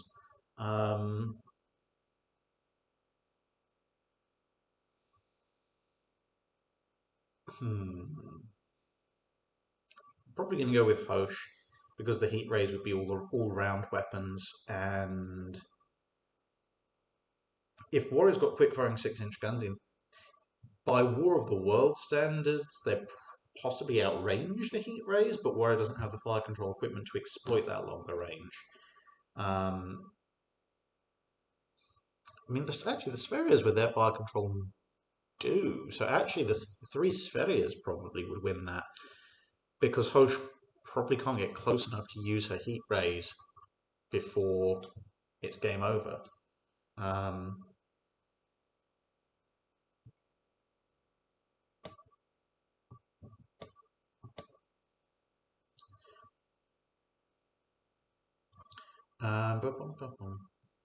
Thomas Hobarth asked, did the Allies use the ships of the French Navy during World War II, and if so, for what did they use them? Yes, kind of. They gave a French ship to the Polish for a while. There was obviously the Free French Navy, so I don't know if that's technically the Allies using it, or if it's the French using their own ships at that point. they did use a couple of obsolete ships as block ships for the D-Day landings, sacrificed them to form part of the artificial harbours. But for the most part, the French naval ships that the Allies had their hands on were either kept disarmed and used as accommodation ships, or given to the Free French Navy once they had the numbers. Music Monster 1987. I'm not physically at Tankfest at the moment. I have been at Tankfest all day, but I've come back to the flat where I'm staying in order to do this stream. Because apart from anything, Tankfest, the signal is awful. I get 1 bar of scratchy, slow reception in most of it, and if I go into the building itself, there's nothing. So, yeah, you ain't getting a stream from in there unless they let me use their Wi-Fi, which they're probably not going to, I would imagine.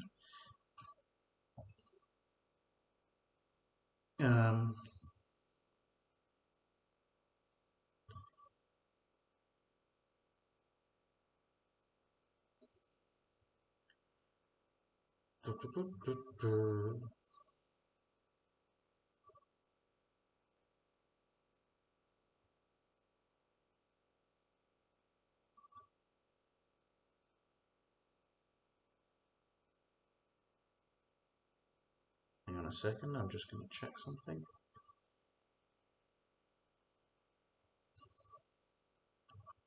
The legacy has helpfully been collecting the questions, so hopefully I'm just scrolling through the questions to make sure I didn't miss any of those.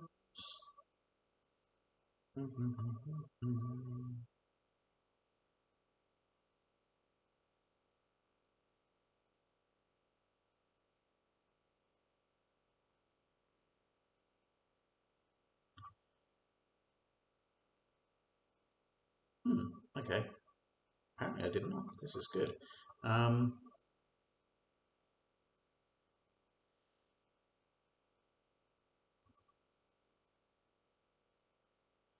Raziel Kane, is it just national pride, or in your opinion, did the Royal Australian Navy really fight above its weight and get noticed? They definitely did fight above their weight and get noticed. I mean, you've got like the Scrap Iron Flotilla, which I really need to do a video on at some point. Perth, Sydney, etc.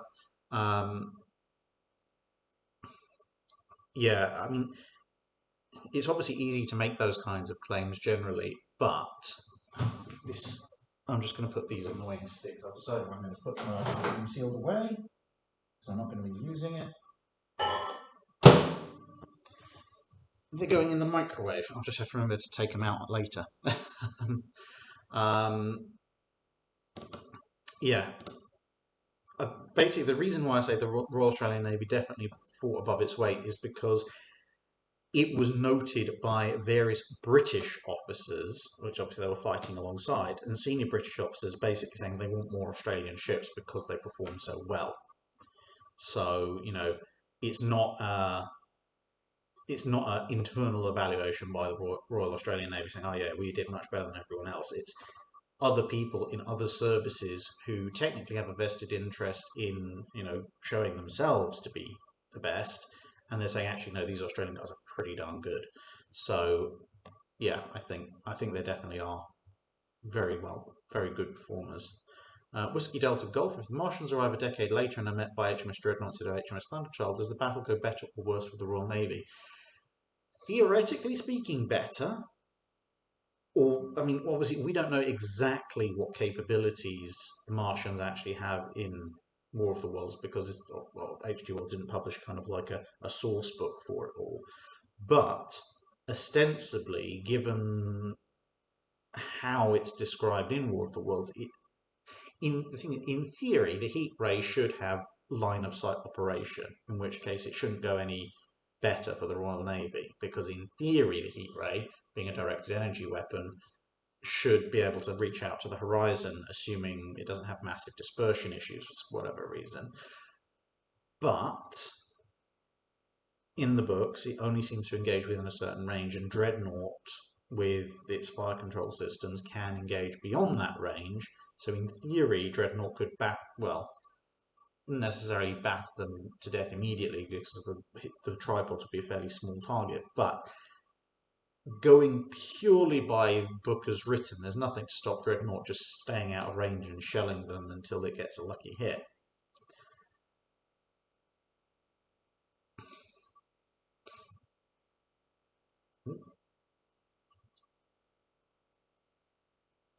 Robert Sewell asks, he meant to ask, would Japan be able to keep Amagi under the treaty if they did a 10-inch conversion? No, because the treaty limited all ships that were building or under construction to 35,000 tons, capital ships. So even with, 10-inch guns will take some weight off the Amagi. It's not going to take thousands of tons of weight. So the Amagis, because they weren't completed yet, they would have completed post-treaty and they would have completed well over 35,000 tons, which would have made them in breach.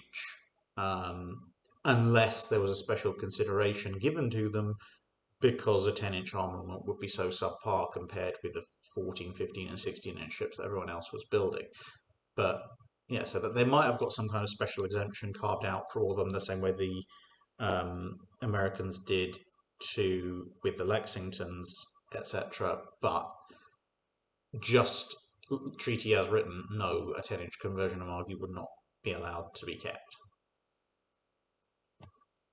Brian asks, given how important carriers would become in the Pacific theatre in World War II, would the loss of fewer battleships at Pearl Harbor have made much of a difference?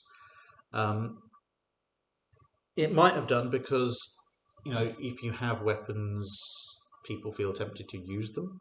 And I've covered this before to a certain degree.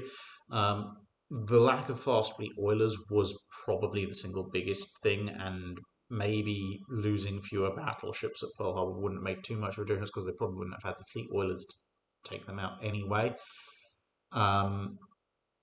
But in terms of selling that to everybody else, selling it to the rest of the Navy and selling it to the general public, it's much, much easier to argue, half of the fleet's been sunk. The other half, in terms of battleships, the other half we need to guard the US coast. So therefore, we can only really deploy with carriers, and it makes a kind of a fait accompli argument. Whereas if you've still got 2/3, 3/4 of your battle fleet around and the carriers, it's going to be much more difficult to make that element of the argument. Although, if they are able to point out, we simply don't have the fast fleet oilers to deploy them, and with the Philippines gone, we can't base them there, you might well have just seen a lot more standard class being deployed to the Atlantic as convoy escorts. Vanderson UFO, will you do five best - worst tanks video whilst you're at the Tank Museum? Only if they ask me to, and they haven't so far.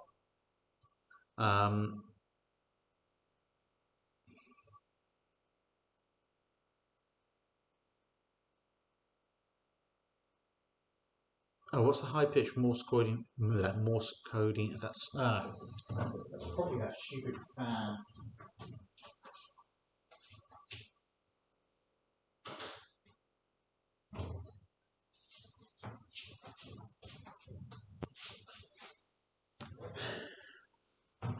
Hopefully that will have cut down on the interference. Sorry, I just realised I'd left the bathroom door open and the fan was going. It's not. It's not the world's biggest apartment.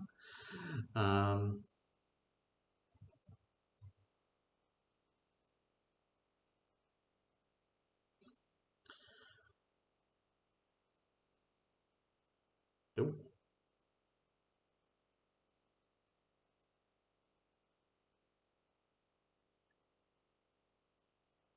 Sorry, everything's jumped all of a sudden.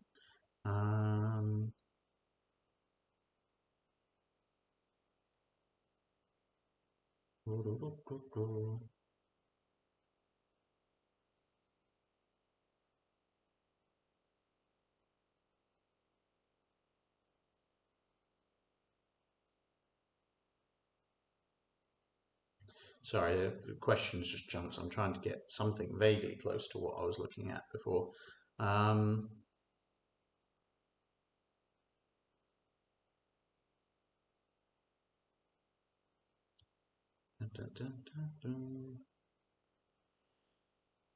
Okay, Fortefe Gaming asks, what happened to the Norwegian ships that were going to replace Norge and Eidsvold?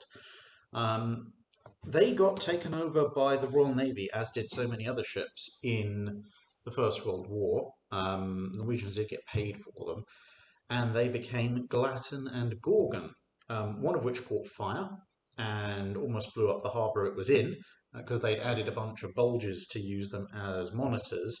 So ship caught fire, everyone evacuated the ship, and then they realised, well, if that fire spreads to the magazine, now that nobody's on board, it's going to blow up, and that's going to do bad things, so we need to sink it. They tried firing a torpedo at it to sink it, and it turns out the bulges they'd added worked far too well, and it refused to sink, so they had to fire more torpedoes at it, and eventually they fired a torpedo into the hole that they made in the bulges with the first torpedo, and sank it. And then the other one was still around, but because of the extra beam that had been added with the bulges, it now couldn't fit in Norwegian maintenance yards. So when the Norwegians were asked, well, do you want it back? The same way the Chileans were offered HMS Canada back to be Almirante Latorre, while the Chileans obviously said yes, the Norwegians said, well, we can't actually use it anymore, so no. And that was that.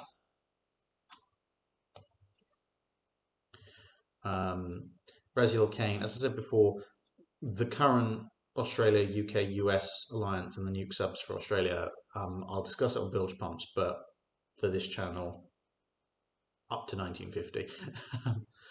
The Legacy asks, between your 5-minute guides, your dry docks, 2 live streams a month, maintaining a relationship and your hobbies, how do you find time to do it all? Good question. I don't know. I just do.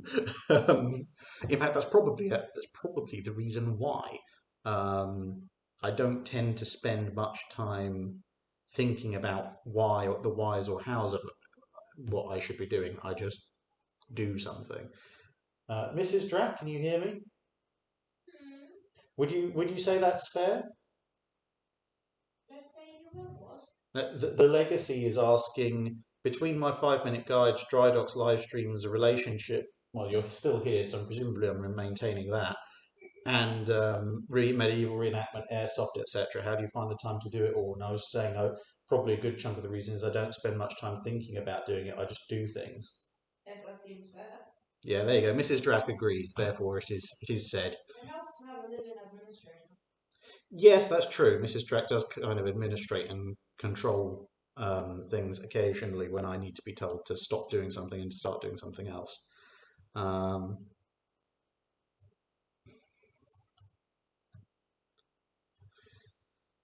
Jacob Moss, quick clarification. In the second War of the Worlds book, The Massacre of Mankind, the Martians are shown to use the heat razors CIWS to shoot down incoming shells, so Dreadnought might not hit.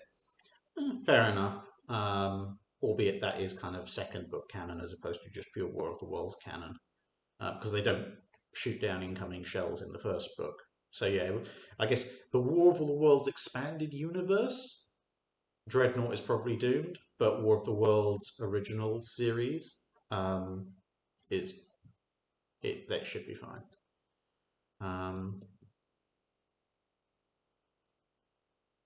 Frank Spazzato asks, how would each Navy's best capital ship fare in place of Thunderchild, either in the time period or by 1905? And since there's no USA trip, where else are you going to go?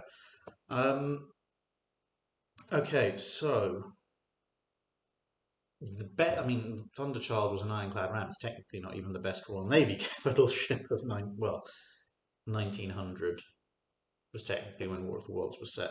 So 1900, the best capital ship that anyone's going to be forwarding is going to be some form of pre-dreadnought battleship. I mean, I can't see them doing tremendously much better than Thunderchild. Maybe the Italians might do a little bit better because they've got, I think the Italians have the fastest capital ships in 1900. Just. So the Italians might do a little bit better because they can close the distance a bit quicker. But pretty much everyone else is, a pair of 12 or 13-inch guns forward, a pair aft on most of them, and a bunch of secondaries. So it's weird in that exactly in 1900, if everyone puts their best pre-dreadnought forward, a lot of it going up against, especially tripod walkers for the Martians. It's going to be much of a muchness. The fine points of difference that distinguish them from each other don't really factor in too much when it comes to dealing with heat rays. Um, by 1905, I mean, you're just talking just before the pre-dreadnought period, and so just before the pre-dreadnought period ends and dreadnought comes in. So last generation pre-dreadnoughts.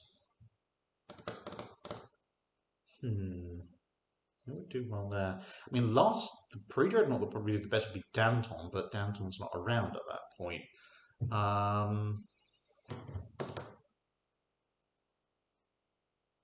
Probably, actually, in that case, although the last generation pre-dreadnoughts were all going for quite large secondary guns, I'd probably actually say the ones that would do the best would be the ones that had the largest number of secondary guns rather than the largest. So whichever pre-dreadnought in 1905 has the most 6-inch quick-firing guns would probably do the best because it's just sheer weight of fire at that point. Because we know a 6-inch shell can take out a tripod. You don't need anything bigger. So at that point, you just want as many shells as you could possibly throw at them.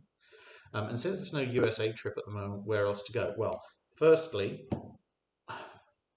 much as I hate to sound like I'm jinxing it, I'm hoping now that, well, between now and October, November, December, January, February, March, April, about 6, 7 months. I'm hoping something can be worked out for US UK travel in the next half a year. So my USA trip is now looking at basically being March, April time, i.e., exactly the same time it was going to be at that point when it comes up 2 years earlier. In terms of where else to go, there's a few places in the UK that I can go. In the past couple of months, I've been to Jersey, the island, and Gibraltar, so I've got plenty of stuff to show from there. So at the moment, it's a case of talking and negotiating with various museum ships in the UK and some destinations in Europe, but again, travel restrictions are still on for large parts of Europe. So at the moment, I think it's mostly going to be internal UK travel, which technically Gibraltar and Jersey technically count as, which is why I was able to do them for the foreseeable future until travel issues can be sorted out better.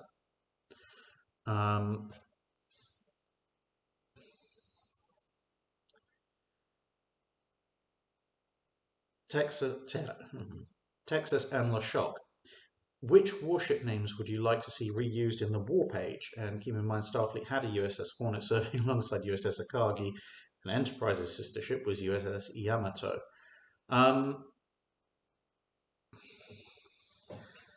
Yeah, it's a bit weird because obviously we know why they were reusing those names because they're World War II ship names, but at the same time, a lot of them are a little bit odd for Starfleet, given that Starfleet really otherwise likes to try and pretend that it's not a military. But I think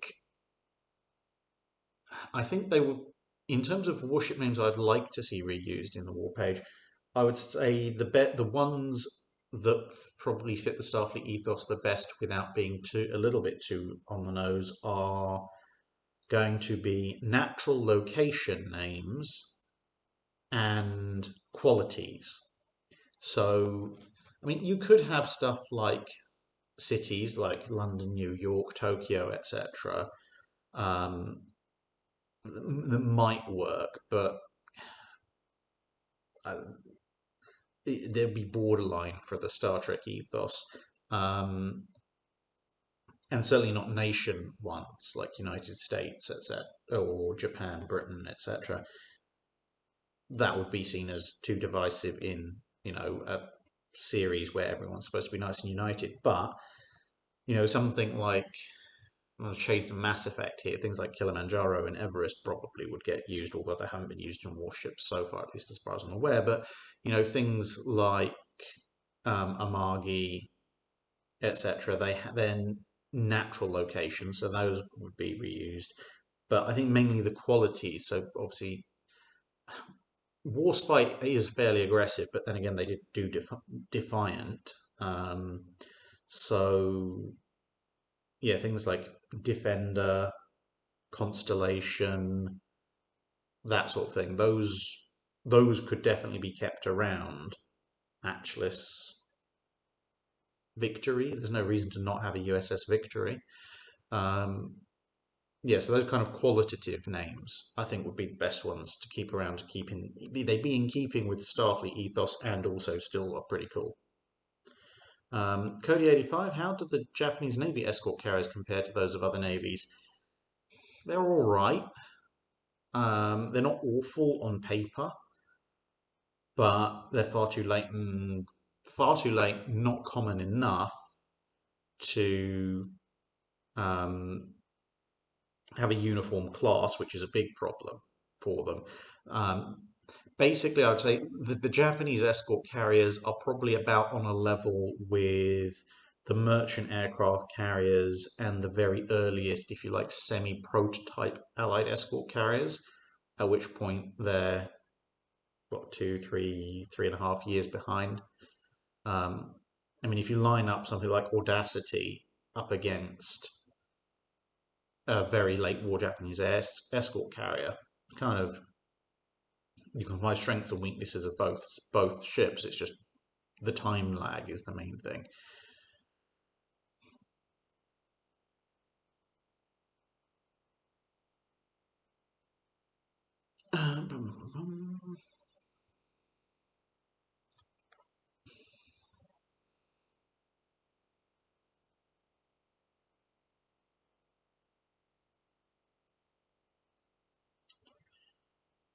Knight 6831 upholders in post Cold War. Again, that's well past 1950. Um,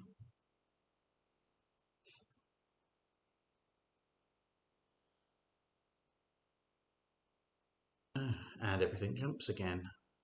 There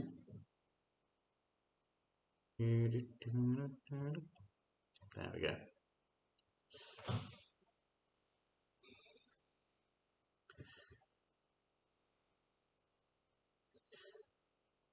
Shlomo Ishtov asks, you should do a Convoy PQ-17 video for Tankfest summarising the story of the Sherman tanks being deployed on the decks of merchant ships for defence in the Arctic. Yeah, that could be part of the PQ-17 story. And I've got several shots of Sherman tanks, both in motion and static here. Um, £300 Nick. The four stackers that were stripped down and assigned to the US Marine Corps in the Pacific as fast transports for Raider battalions. What happened to them after they decided the Raider stuff was a wash? Various things. A few of them were kept around as fast troop transports, just generally. Um, Others were reconverted, although not obviously not back into destroyers, but for sort of anti-submarine work, various second line duties that convoy escorts ships of that type would be useful for.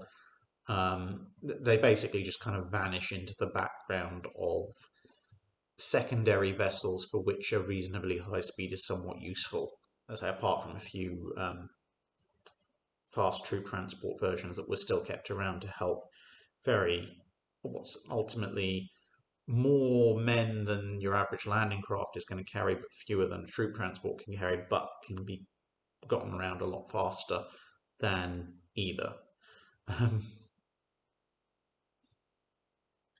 Steve Windish, yes, I did. Yes, I did bring Mrs. Drac with me to Tankfest, mainly because she would probably kill me if I didn't.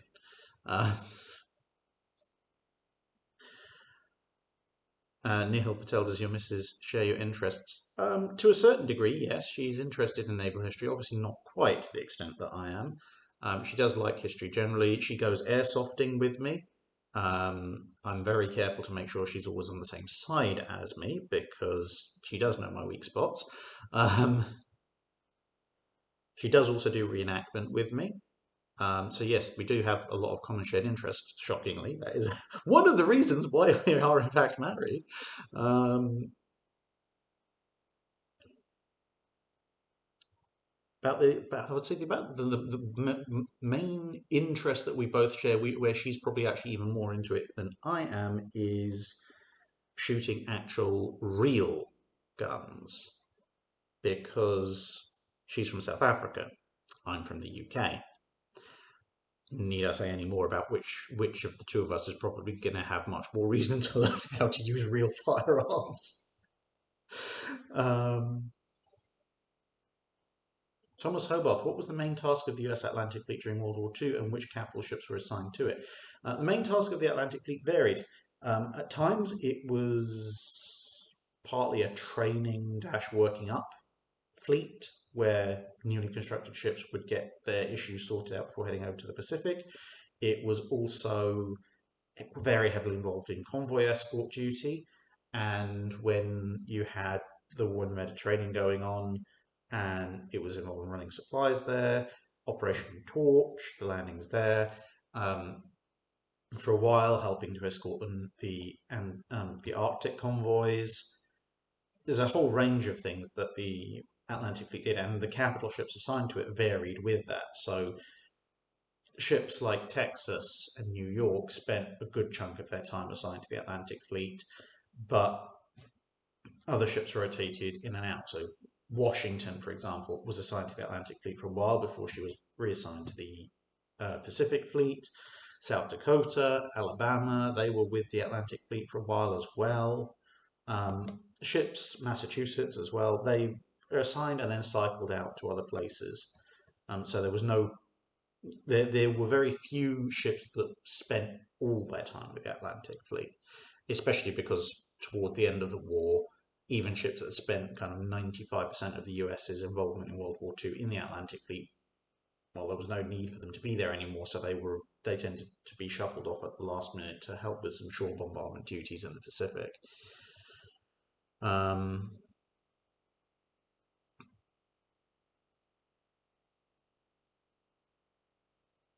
Mbini asks Drac, how could the Axis conquer Alexandria? With difficulty.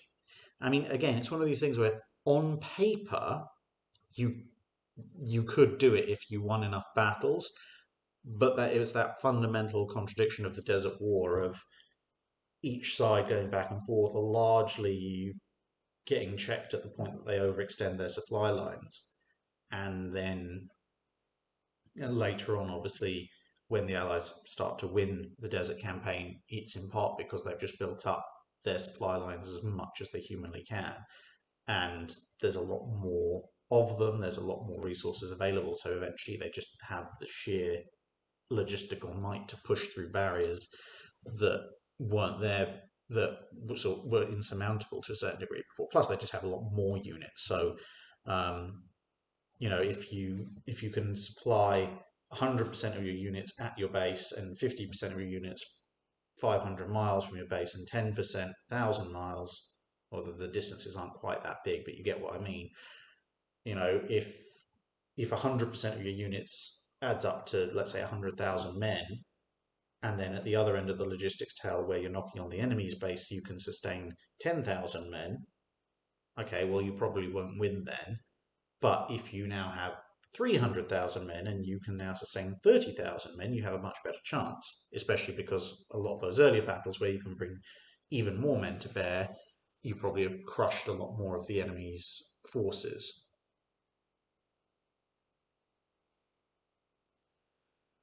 Thomas Hobarth, if the German High Command had listened to Admiral Dönitz and given him the U-boats earlier he wanted early in the war, how effective would they would have been? I mean, if in theory you wave your magic wand and give him his 300 U-boats, then potentially very, very effective. But as I've answered this question or questions like it quite a bit in the past, there's a difference between saying yes, you can have 300 U-boats and actually building 300 U-boats and maintaining them all, etc. So yeah, 300 U-boats, ostensibly all in tip-top condition, all with elite crew, well-trained crews, etc., ready to go on September 1939, could potentially have shut down the Atlantic, but you really do have to wave a magic wand at that point to make that happen.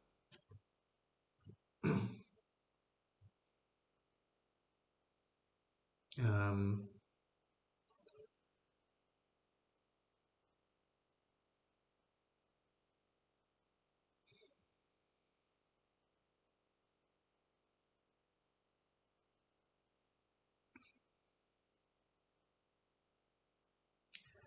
Fortify Gaming, have you ever been in the military or thought about one? Basically, that, regardless of anything I might have wanted to do, that was decided for me because back when I was in high school, so this was late 90s, early 2000s, mostly pre 9/11 or immediately just after, I had glasses. And yeah, I know. I had actual glasses, low to mid strength prescription. But at the time, the British Armed Forces could be very picky about who they recruited. And so if you had glasses, well, sucks to be you, but you can't. Um, that was enough to disqualify you because it was just a small problem, but it was a small problem that other people didn't have, and they had enough other people that that was it. I then, in my early 20s, had laser eye surgery, um, which unfortunately did not give me Superman style heat vision, but it did mean I no longer needed it did mean I didn't need glasses anymore. But at the time, it wasn't a absolutely brand new um, treatment, but it was still relatively new, and they didn't know exactly how well um, that kind of thing would hold up. Particularly when I spoke to some guys from the RAF and the Fleet Air Arm, they said, well, at that stage in things in the mid to late 2000s, they didn't know if, for example, if you ejected, would the slight weakness caused by the scar tissue on your cornea from the laser eye surgery, would that, without getting too graphic, basically, would that open up and make you go blind? And then you land having ejected blind, which is not a good thing. And as a result, even though my vision was now absolutely perfect, they still like, no, actually, we can't accept you either. Nowadays, I think you can get in having had laser eye surgery because it turns out that kind of thing won't happen. But by that point, you've already got a career doing other things. And say that's regardless of any other factors, like medically speaking, they just weren't. They were never going to take me at that point in time. But as Jake Miller points out, plenty of my family in the past have been in various branches of the armed forces, which does make ancestry research very easy compared to some people. Derp Squad, you might be able to get a waiver from the US travel ban if you tell them it's travel for business purposes. I did look into that. At the time I looked into it a few months ago, I don't think I would have gotten one.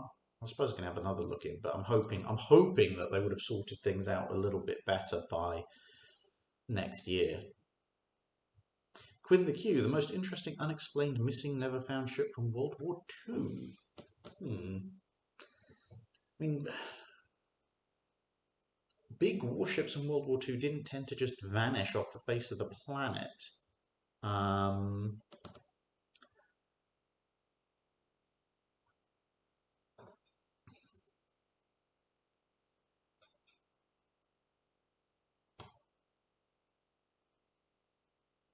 I'd say probably because you don't have these big vanished ship mysteries really from World War II. I'd say probably the never found ship would be one of the ones that maybe something like Oklahoma that broke its tow and vanished when it was on its tow back to the breaker's yard. Finding out where that ended up, and one or two other ships that similarly parted their tows and wandered off to meet their fate in the open ocean. Those will probably be the most interesting never found ships. Um,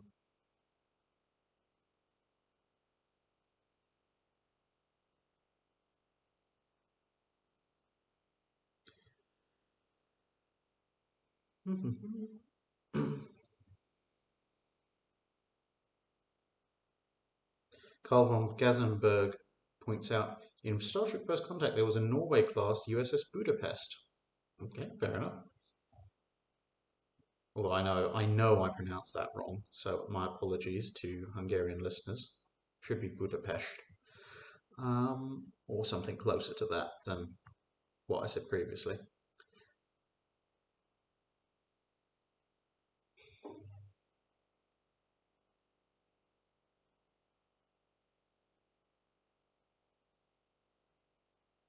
Sorry, I had quite chat jumping again, so there's a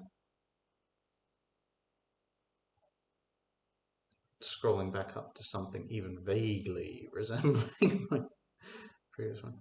Skeleton Crew, are you still thinking about doing a video with Scott Manley on Essex class carriers' roles in the space program? Yes, definitely. It's just a question of, again, it's this whole thing with um, the travel restrictions. Because ideally, with that kind of thing, like with also with things like Battleship New Jersey, ideally, I'd really like to actually be there in person. So obviously New Jersey is New Jersey, so I can go there hopefully at some point and do a collaboration there with Ryan on New Jersey, and with Scott Manley. You know, it would be really great if, say, we could meet up on USS Hornet and discuss the Essex class roles in the space program. You know, with stuff from the space program actually there. So that would be kind of how I ideally want to do it. If it comes down to it and these travel restrictions are still in place, like halfway through next year, I might just have to bite the bullet and accept it's going to have to be an over the seas internet call. But you know, where the opportunity exists, I'd kind of like to take it if I can. Um, Ethan Co, yeah, I do. I'm answering regular chat questions. It's just basically you guys ask so many questions. Um, I try and keep up. I'm never going to be able to keep up with all of them, but where I can, it's not helped by the fact chat suddenly the way YouTube chat works. It seems to suddenly sometimes just force jump miles, and then sometimes the scroll back won't actually go all the way back to where I previously was. Um,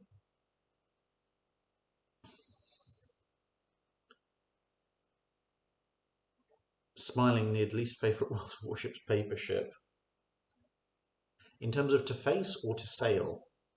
Um, Actually, to be honest, I'd probably say facing. I would least like facing paper ships, um, because to be perfectly honest, I do not have the time or the inclination to learn how every single ship in the game handles and plays in extreme detail. Obviously, I read Little White Mouse's reviews when they come out, but she cannot cover every single ship in the game. Um, and so, yeah, when it comes to ships that actually existed or ships that were paper designs but had fairly advanced plans, generally for obvious reasons, I already know a fair bit about them, and so I can roughly guesstimate how they're going to play and perform. Whereas if I see a ship and I'm just like, this thing is basically a variant of a back of the napkin sketch design, effectively, I have no idea how that's going to perform, and so I don't really know how to fight against it. So the less and less plausible the ship, the more and more I would dislike facing it. Um,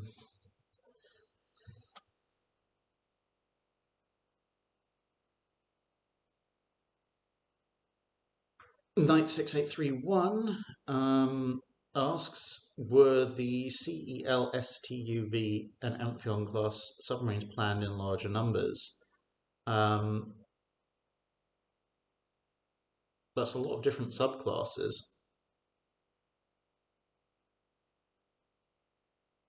I mean, that covers, in theory, the season. I mean, the season the E's are and the L's actually are World War Ones.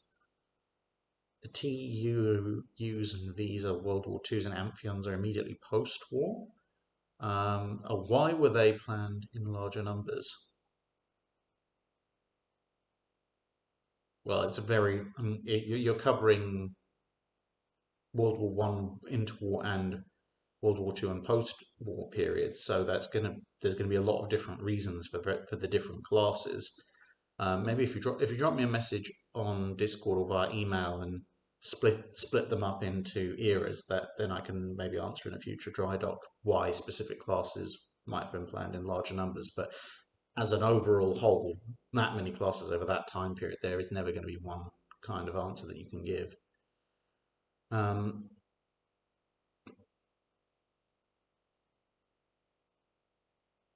Nostromo 89, you're given command of a ship within the channel's range. What do you command? Um, a ship within the channel's range. I don't know what that means. Do you mean the English channel? Or the Drinking NFL YouTube channel? I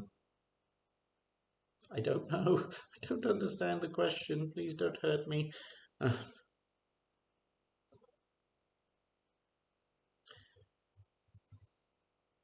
Ethan Coe, did a British light cruiser ever sink a submarine? And why were they equipped with depth charges? Well, they were equipped with depth charges to try and sink submarines.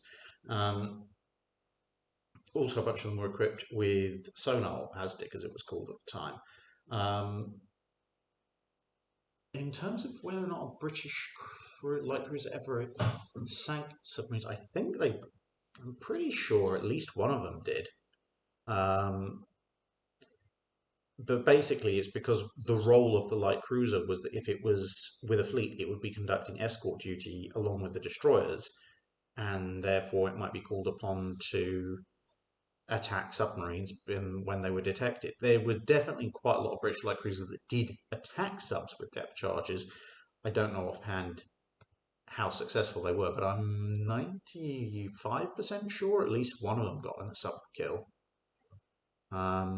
And there goes the chat again.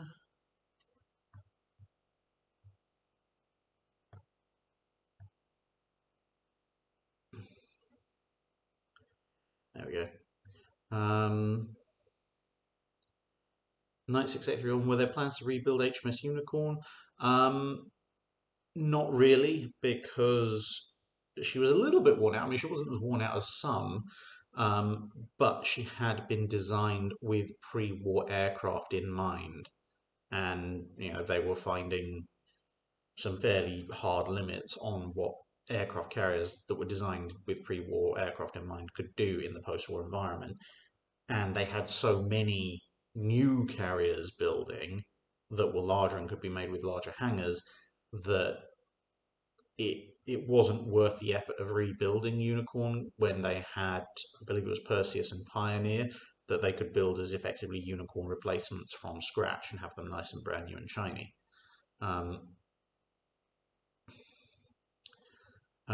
Geraint Thatcher, have you done Force Z yet? Not yet. Will do in the future.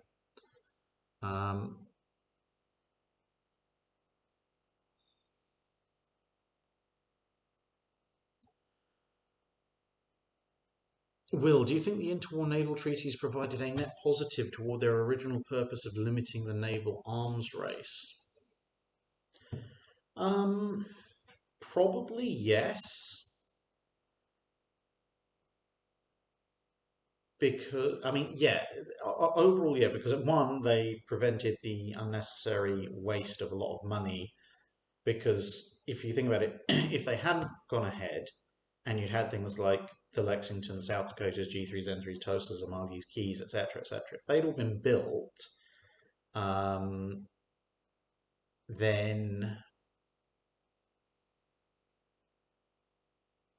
the problem is they obsolete a lot of the ships that were kept around. So there is no point in keeping 12-inch gun ships around in the 1920s US Navy if they've got the Lexingtons and South Dakotas. Similarly, for the British, there's no point in keeping the 13.5-inch ships if they have a fleet of 15, 16, and 16 and 18-inch armed ships. And you would have had this snowballing effect of more and more people spending massive amounts of money on more and more powerful ships, which, because they were getting more powerful and larger, are also going to get fewer. So you would have ended up with actually smaller navies with these big monstrous Leviathan ships, kind of not quite all eggs in one basket, but fewer eggs in fewer baskets. And that would have then meant that when it came to the mid to late 1930s, when or in Italy's case, the early 1930s, when the Axis powers start building their fleets up, as long as they've got shipyards to actually produce the ships, then you physically need fewer ships to actually catch up.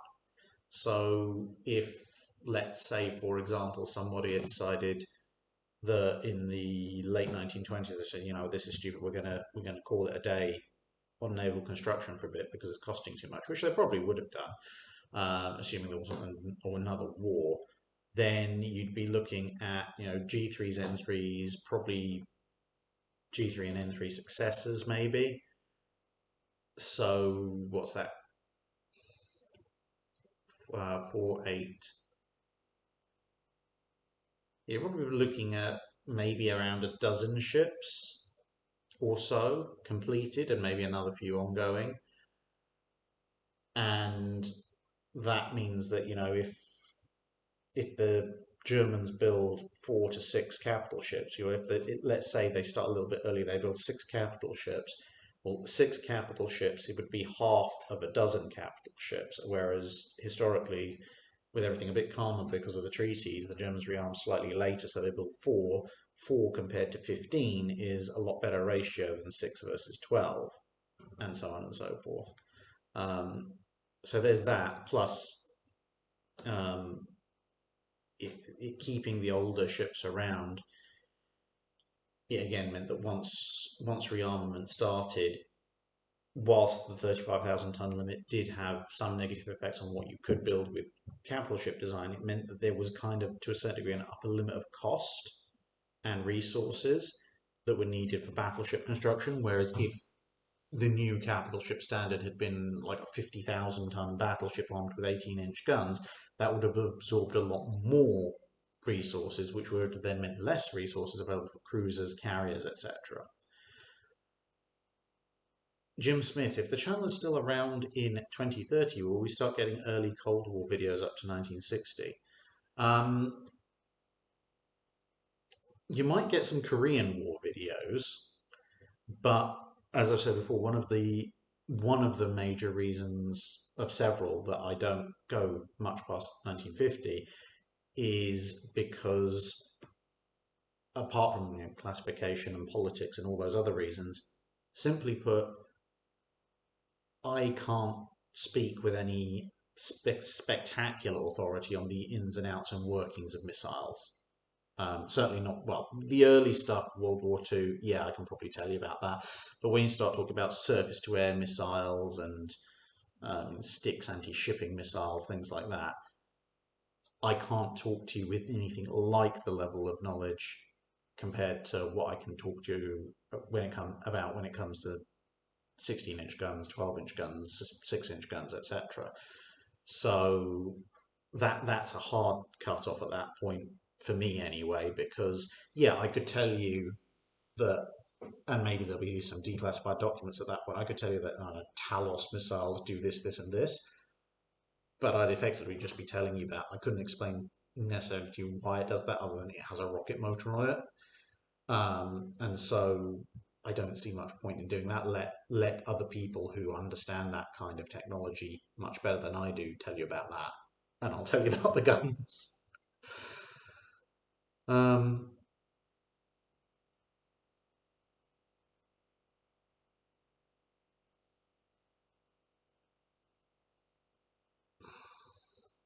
Derp Squad. The Imperial Japanese escort carriers, it depends which ships you're looking at. Towards the end of the war, they do actually start, and hilarious enough, you'll see on Wednesday, they do actually start building proper escort carriers, i.e. escort carriers designed for anti-submarine warfare work, actually, launching and recovering aircraft.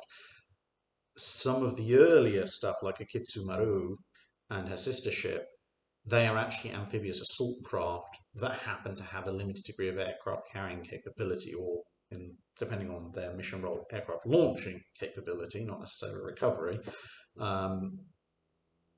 And so they're a very different beast to the late war escort carriers they tried building. But with the Imperial Japanese Army, though, it's two separate eras effectively. Um,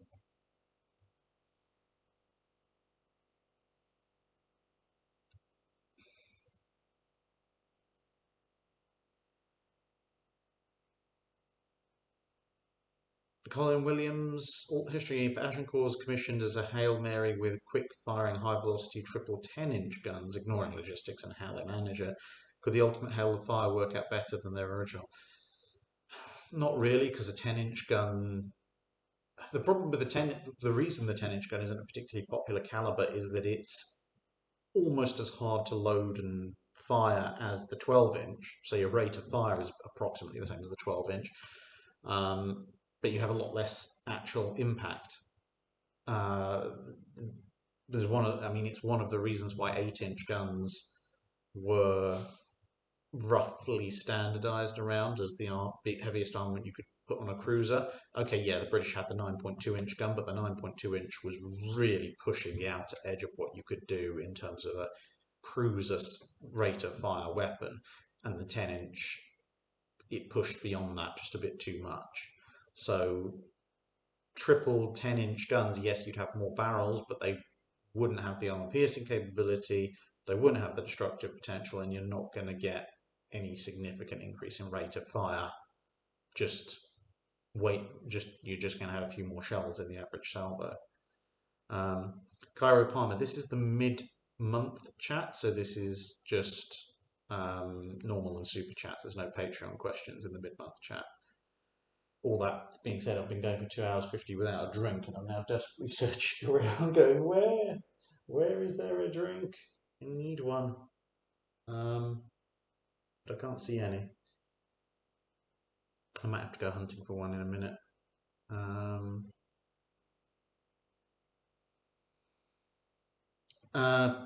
Wait, two-part question. When was the last ship with an 8-inch gun commissioned, and when was the last ship decommissioned? Technically there were some experimental, I think there was like an experimental recoilless or very much reduced recoil 8-inch gun that the US experimented with in the middle of the Cold War. It didn't work out. In terms of 8-inch gun with being the last ship decommissioned, probably would have been whichever ship they experimented with that 8-inch gun on, assuming that some Third World Navy wasn't holding on to a random heavy cruiser for unknown reasons.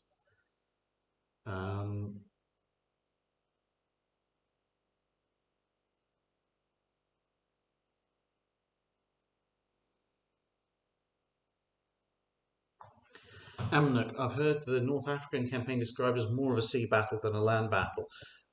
To a certain extent, yes. Some of the logistics behind the North African campaign are very much more like sea logistics than land logistics, albeit, you can't stop and form trench lines and battle lines and such like the same way that you did in the desert. So there are analogies that can be made with the North African campaign and sea warfare, but I wouldn't necessarily say it's entirely like a sea battle.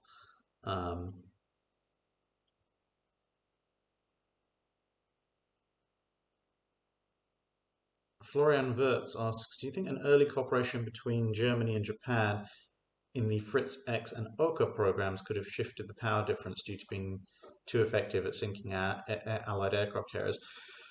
Probably not, to be honest, because Fritz X can be jammed, Oka not so much, but one, the human onboard guidance system that you get with the Oka is you're not really going to find. Even most of the Germans were, even Nazi Germany wasn't that nuts, for the most part at least. And as I say, radio stuff can be jammed. But the single biggest problem with any of those early heavy anti-shipping weapons was that they're big and heavy, and neither the Germans nor the Japanese really have the heavy lift aircraft to be able to carry them in any without massively compromising their capabilities. So you tend to find that actually the majority of both types of weapons, when they are deployed, the majority of unsuccessful uses are due to the aircraft carrying them either being shot down or driven off because they're slow and lumbering before they ever get to a launch point. And that's not going to change. You could probably get a Fritz X or two happily in the bomb bay of a B-29 with relatively minimal overall compromise on its capabilities compared to just carrying some bombs. But when you're trying to strap a Fritz X under like a Dornier 217 or an Oka under a Betty, it really badly impacts the performance of the aircraft and makes them effectively sitting ducks to anyone who wants to try and intercept them.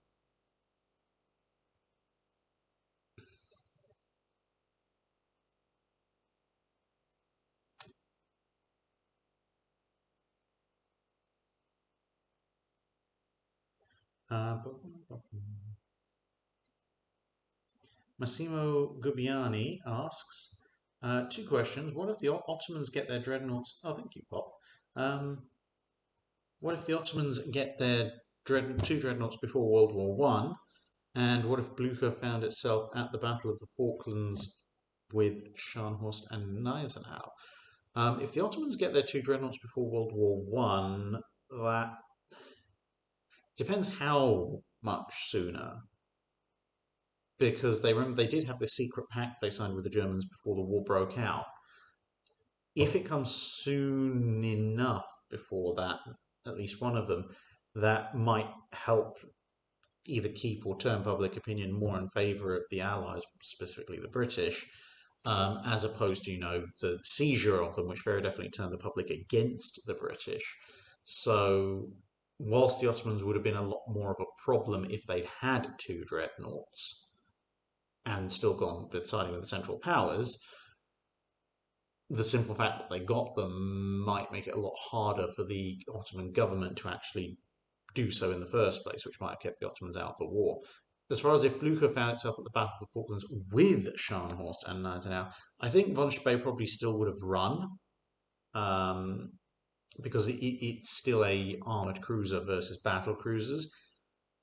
But in the actual fight, well, we saw Blucher couldn't stand up to the battle cruisers. But on the other hand, it is a little bit faster and better armed. It might escape, at least initially.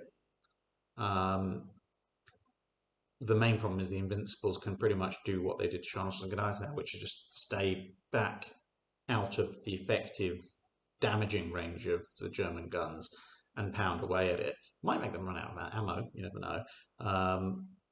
But yeah, Blucher, of all the ships, has the best chance of escaping, but it can't turn the Battle of the Falklands in favour of von Spee simply because the British can choose how that fight goes with their superior speed.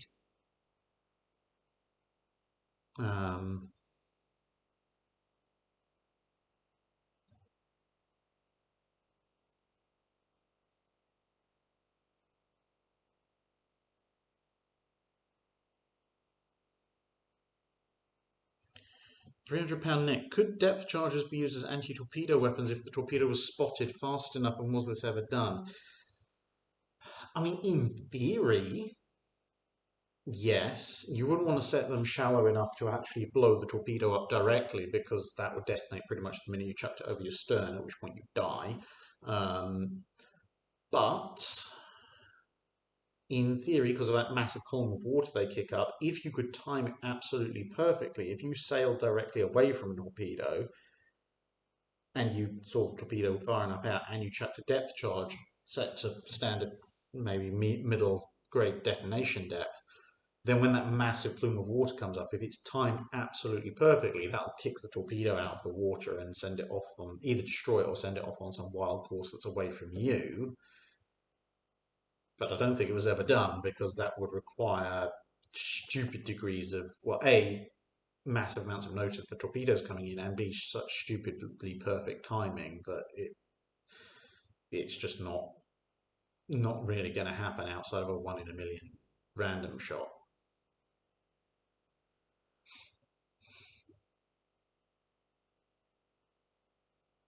Don Ariad asks, I don't know if this has ever been asked, is there a naming convention for secondary turrets on battleships and cruisers? Um, Similar to how you have ABXY layouts. Um, yes and no. Different nations have, there are conventions, but they are different for different nations. So, for example, the US, if I remember correctly, uses the caliber followed by the turret number. So you would have, so for example, 5-1, 5-2, 5-3, 5-4. And I can't remember off the top of my head whether it goes odd numbers down the port side, even numbers down the starboard, or what. But basically, there is that naming designation for US um, turrets. I mean, technically speaking, like on an Iowa, it's the main turret's technically a 16-1, 16-2, and 16-3, not A, B, and C. That's actually technically a British thing, but everyone's kind of adopted it. Whereas for the British, for their secondary turrets, certainly in World War II, they used port and starboard. So you'd have P1, P2, P3, P4 on King George V, which would be the 4 port turrets, and then S1, S2, S3, S4, which would be the 4 starboard turrets. So yeah, there's naming conventions, but nothing's quite has been universally adopted, at least in the kind of offhand referencing as ABXY for top-mounted turret for main turrets. Jeffrey Nagy, how many pre-dreadnoughts would it have taken to defeat a dreadnought? Assuming we're talking about on the cusp of the era changing, so 12-inch dreadnoughts versus 12-inch pre-dreadnoughts, or roughly thereabouts. It depends on how well they're trained and what the situation is. For example, a Danton class pre-dreadnought, the French one, if it gets up close and personal, probably has an even odds chance against an early dreadnought at point blank range. But that's a very specific scenario and possibly a fairly unrealistic one. If you're talking about a more conventional line up and slug it out duel, assuming you've got well-trained crews, I would say to get significantly well over 50-50 odds of winning, you probably want 3 pre-dreadnoughts. If you do something clever like the Russians tried drilling to get their pre-dreadnoughts to all work off of a common plan, common ranging data, so they're effectively acting as one giant ship, you would probably be able to get maybe just over 50% odds of winning against a early dreadnought with maybe 2 very, very well trained pre-dreads, but I'd still want 3 to be on the safe side. And that's assuming, say, you've got decent crews and you're fighting something relatively close. So, a dreadnought, Neptune, Nassau, Helgoland, something like that. Whereas if you're fighting a 13.5 or 14-inch ship, that's going to start getting a lot more difficult.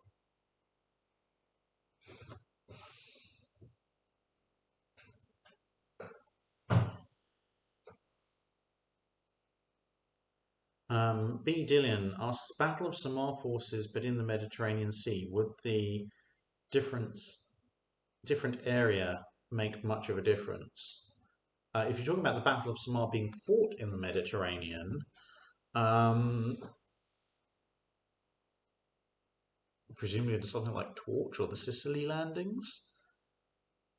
It's not going to make a tremendous amount of difference in the actual battle itself because the distance involved over the course of that battle is by far small enough for it to fit into the Mediterranean. The larger issue is going to be that you're going to be in range of a lot more Allied air power. Basically, there's almost nowhere to run apart from your exact home port, so you're going to get the Japanese forces will be harassed much more considerably, and the Allied forces would have backup much more easily on call. Excuse me, it's been a long day. Oh, and it's 11 o'clock. Okay. I do actually have to get up tomorrow and go back to meet some of you who are coming to Tankfest tomorrow. So I think I'll probably keep going for another 10-15 minutes and then call it there. Because as I say, there's people that I need to meet tomorrow, and I do actually have to be vaguely conscious for that, apparently.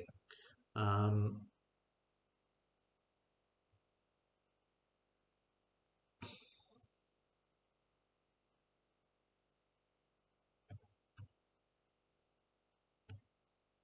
Andrew Drinkwater, which navy did you join? I was obviously looking at the Royal Navy, and I can only go by what the recruiting officers were saying. I don't know what their specific, whether or not they were telling the truth or some version of it as they understood it, but I can just relay what I knew, what I was told. Oh,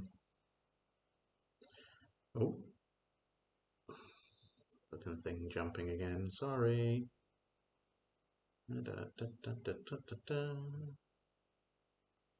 How far do I have to go? Wow.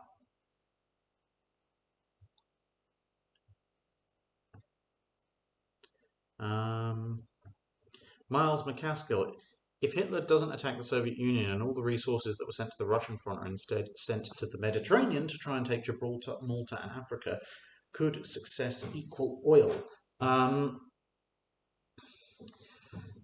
The problem with Africa is the problem they had continually, which is the ports themselves on the North African coast just do not have they just don't have the capability, the capacity to handle that many supplies. So you just end up with queues of ships outside beyond a certain point. You'd have to either upgrade the existing ports or capture a lot more of them. There is a bottleneck to what you can do in terms of supplies per month because of the size and scope of the handling facilities in those ports. In terms of the using resources to take Malta and Gibraltar, that's a slightly different matter. Albeit, again, you are limited by your transportation capacity because there's obviously an awful lot more men that are committed to the attack on the Soviet Union than you'd ever be able to physically transport to Malta. Malta, of the two, Malta's possibly the one that's going to cause the lesser casualties for the Axis. I've said before, if you try and drop Fallschirmjäger on Malta, they're just going to end up with a lot of dead Fallschirmjäger, even worse than Crete. And that's pretty much the only way you're going to realistically be able to try and take Malta. You're going to have to do some kind of airdrop to disrupt things because just attacking straight out from the sea is going to cause a fight that again, because you're limited by your sea transport capability and your sea fighting capability, regardless of how many men you've got, it's going to be a very difficult and bloody battle. Maybe possible. Especially if some of the resources that went into kind of building armored vehicles, etc., were diverted to Italy to give them more fuel and more resources to get more ships out there. Gibraltar, having been there now and climbed the rock 3 times, didn't get involved in a fight with the apes, fortunately, but then also having seen the defences that are in place and just how the preparations that were there, I do not envy anyone who would ever be given the task of taking that place. If yeah, I mean it's well fortified and it would have been a pig.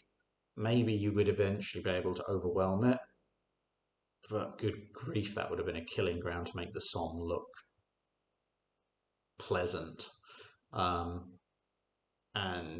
yeah, I mean, there were preparations. The British did expect that they might lose it. There were preparations on how to deal with if Gibraltar got captured.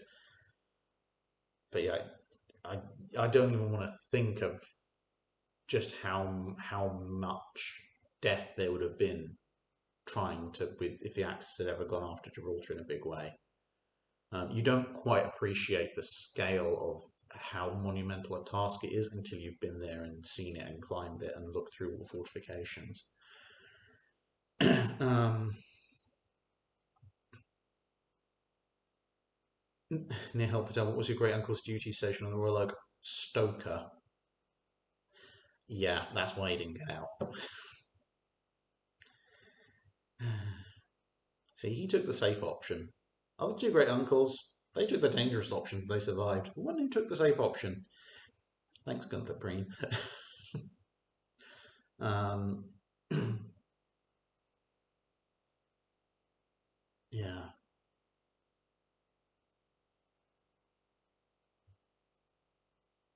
Um, Bill False Name asks, if the US had joined the Central Powers in World War One, how do you see events unfolding in the Great Lakes? Do the British and Americans hold to the treaty, or do they start slapping together smaller warships 1812 style? Um, I can see the US trying it. The Canadians might have thrown together a few ships, but Canada is it's still part of the empire, but it's got a lot more control over its own affairs in World War One as compared to what it did in 1812. I mean, that's why you have the Royal Canadian Navy at the time. Um, I think events on the Great Lakes, they wouldn't be as active or as contested as they were in 1812, if for no other reason than the US would have a massive advantage if it wanted to build up warships there, but also the US would probably just be quite happy to sit behind its own borders until it had recruited, trained, and built up an overwhelming force. Um, because if the US has joined the Central Powers, then the Allies don't have the numbers of forces to divert to. I mean, the Canadians will put up a defence, and it'll be a very strong defence, but quantity is a quality all of its own, and the US can put a lot of troops into the field. The Legacy asks, I'm taxi driving at the moment, which got me thinking, are there the naval equivalents to taxis? Excluding large ships, so I would categorize them as mass transit. Yep, there were quite a number of small seagoing troop transports and personnel transports, and of course, ships' boats very often were used in the role of taxis in harbour. But there were still dispatch vessels and supply vessels and such like, which would act as personnel taxis for taking people to and from ships at sea. Carl from Gazenberg, I'm glad to hear my second try at Hungary's capital was spot on. You'd think the number of times I've been there and the people I know from Hungary, you'd hope I'd have got it right first time, but second time's a charm. David Wright, yes, there will be a video on Thomas Cochrane at some point. Bangs Box managed to visit USS New Jersey and Wisconsin this summer, so yeah, good for you.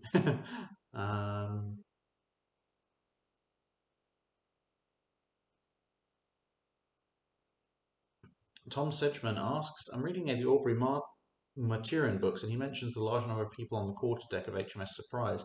How crowded were the quarterdecks of Age of Sail frigates and ships of the line? Pretty crowded. I mean, frigates and smaller ships much more so, because there wasn't a massive reduction in the number of officers. So but the ships themselves were smaller volumetrically, so it would be more cramped, because you might have a ship surgeon on a first rate, you'd still need a ship's doctor or a ship surgeon on a large frigate. You can't be less than one. There are some supernumerary officers and things that you might have more than one of on a ship of the line, but captain, first officer, second officer, etc., etc. All of these things exist on both ships, but they're competing for less space on frigates. Whereas on ships of the line, not only is there more space anyway, but also on the biggest ships of the line, the accommodation might span over two decks, whereas on a frigate they might only be on one. Grey Ghost being on top chat or live chat doesn't really seem to make much of a difference. There seems to be, I don't know whether it's cache or something, but there seems to be a limit to how much of a chat stream will be stored on the chat, regardless.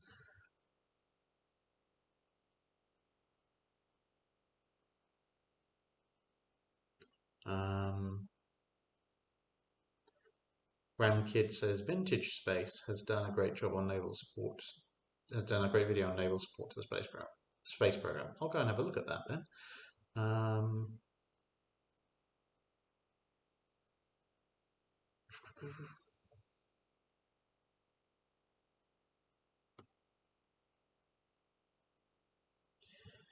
Eduardo Charlier asks, the average sailor is now built like any Hall and can overhead press 200 kilos, deadlift 450 kilos, etc. Basically, is about 4 times stronger than the average guy. Is 6-inch heavy AA now possible? And how is logistics? They need a 10,000 calorie diet.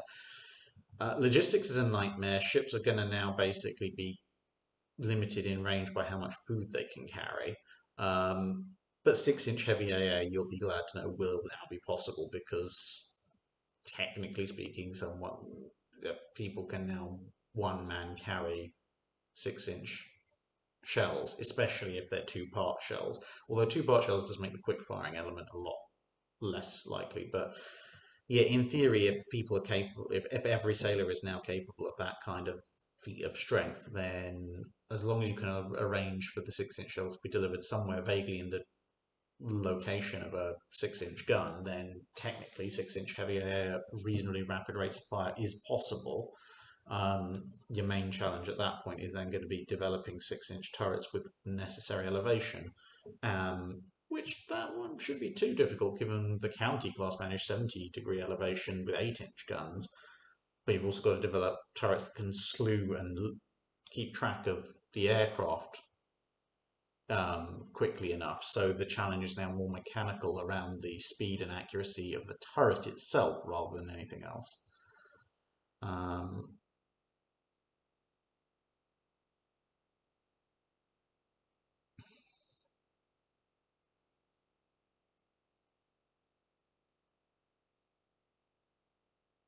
One from Nostrum and one from each of the major nations.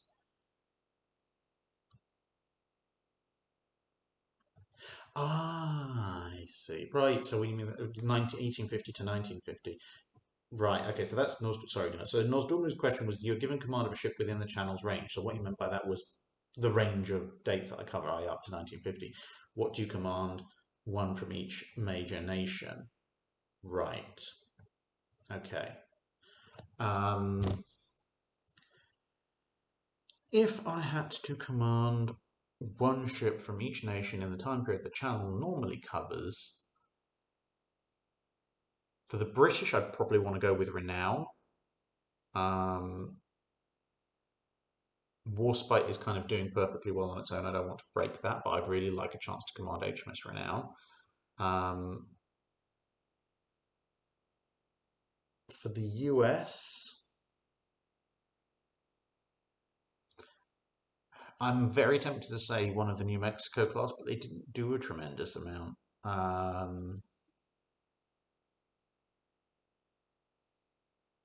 Probably USS Massachusetts. I'd get to go out and do stuff, but I'm also not relatively safe. For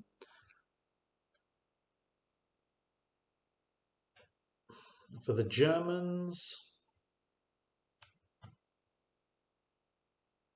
probably an Admiral Hipper class, probably Prince Eugen, because again, does some relatively interesting stuff but stays intact. For the Italians, give me an Italian battleship. They all look good, although hopefully not Roma. For the Japanese, I'd probably want a Congo, if for no other reason than, okay, the Congos would be a challenge. They're still very lightly built, but I could probably do a better job commanding, obviously, especially with hindsight, I could probably do a better job commanding a number of the Congos than was actually done.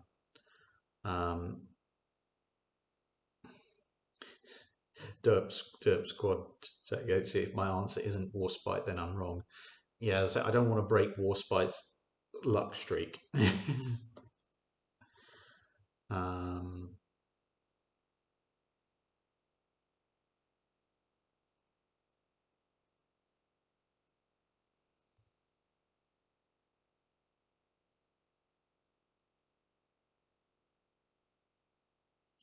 Bangsbox asks, my 5-year-old is begging me to ask you the outcome of a Bismarck Interprets versus Yamato and Musashi fight. Um,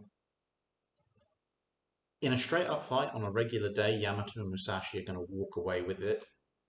They're so much better protected and so much more heavily armed. The one time Bismarck Interprets might have would have an advantage against Yamato and Musashi would be if it was late war, assuming that somehow everybody survived to the late war period, and it's a night engagement. Because in a similar vein to some of the stuff I sometimes point out when you talk about, Iowa versus Yamato, in a night action in, say, 44, 45, the Germans have radar, and by 44, 45, they have radar fire control as well, which the Japanese still don't have. So, regardless of how big and heavily armed and armored they are, Bismarck and Tirpitz can engage Yamato and Musashi at night in environments where the Japanese would be very hard pressed to reply. But in a daylight engagement, the Japanese will take it um, quite easily, actually.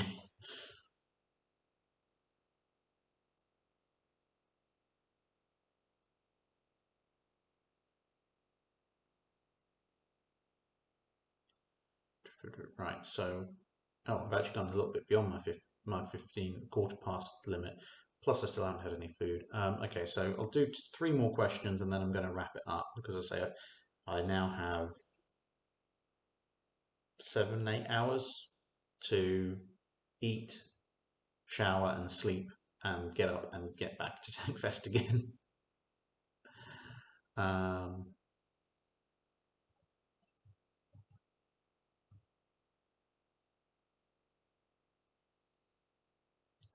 Crimson Core, was it really worth it for Germany to build their large ships to fit through the Kiel Canal? An invasion of Eastern Germany doesn't seem like a smart move anyway.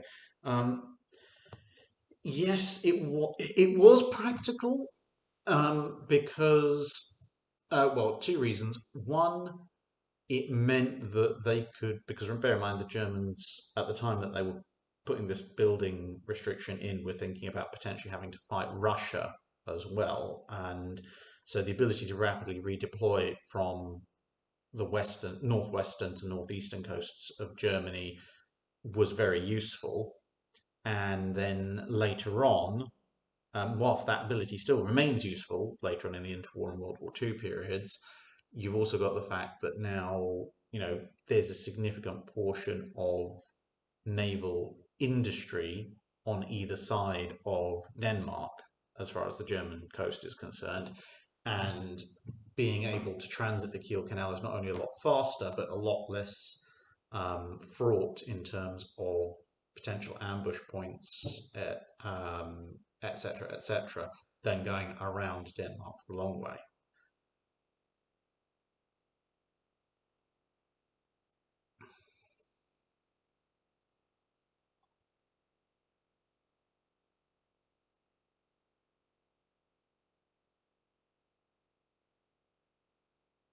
Um, Grey Ghost, um, I wouldn't hold Bismarck's time afloat as an example of her being especially tough, because yes, it looks impressive given the number of shells that were shot at her, but bearing in mind most of those were rearranging wreckage on her upper decks, I would just point out that, Kirishima was a lot more lightly built than Bismarck, and everyone pretty much agrees that Washington utterly destroyed Kirishima.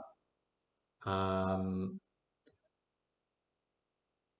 but Kirishima, from the moment that the first shell hits Bismarck to the moment that Bismarck sinks, is a considerably shorter period of time than there is from the first 16-inch shell hitting Kirishima to when Kirishima sinks. So Kirishima stays afloat, despite being a much older, much more lightly built ship, a lot longer than Bismarck does. So yeah, Bismarck staying afloat for an hour or two is not in and of itself a mark in favour of it being particularly tough. You can make other arguments about why Bismarck was tough, but just relying on how long she stayed afloat whilst her upper decks were continually rearranged by high explosive isn't one of them, at least not in isolation.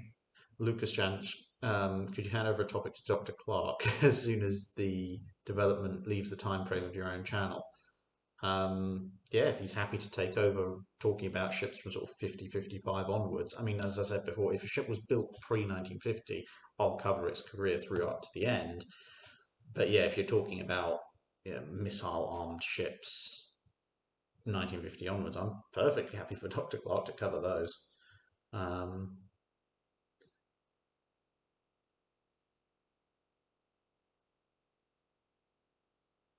Dope Squad, have you seen the video from US Battleship New Jersey where Ryan climbs through the barrel? Yes, I kind of want to do it myself. Ah, dear.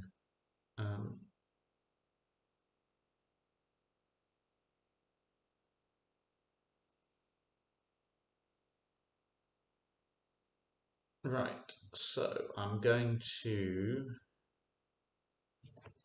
probably going to call it there. Let's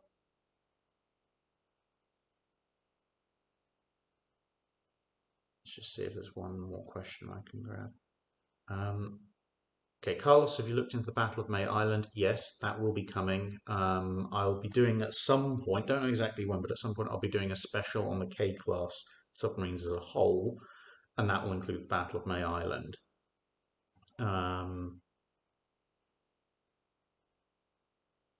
So yes, that's going to that will definitely be part of it. Other than that, I think I'm going to call it there. And of course, there's a motorbike, because of course there is. Thank you, Frank Spazzato. I will try and have a great Tankfest.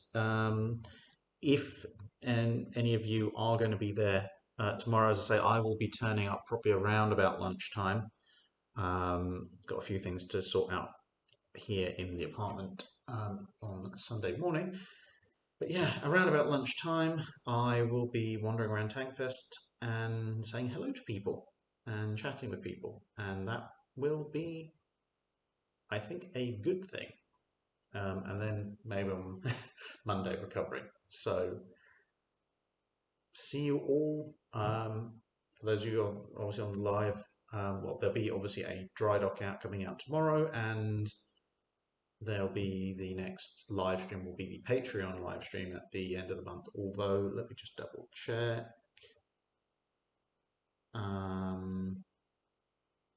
Technically speaking, the Patreon live stream will be on Saturday, the 2nd of October, but it'll be for the end of this month. Anyway, see you all later. Bye. The off button.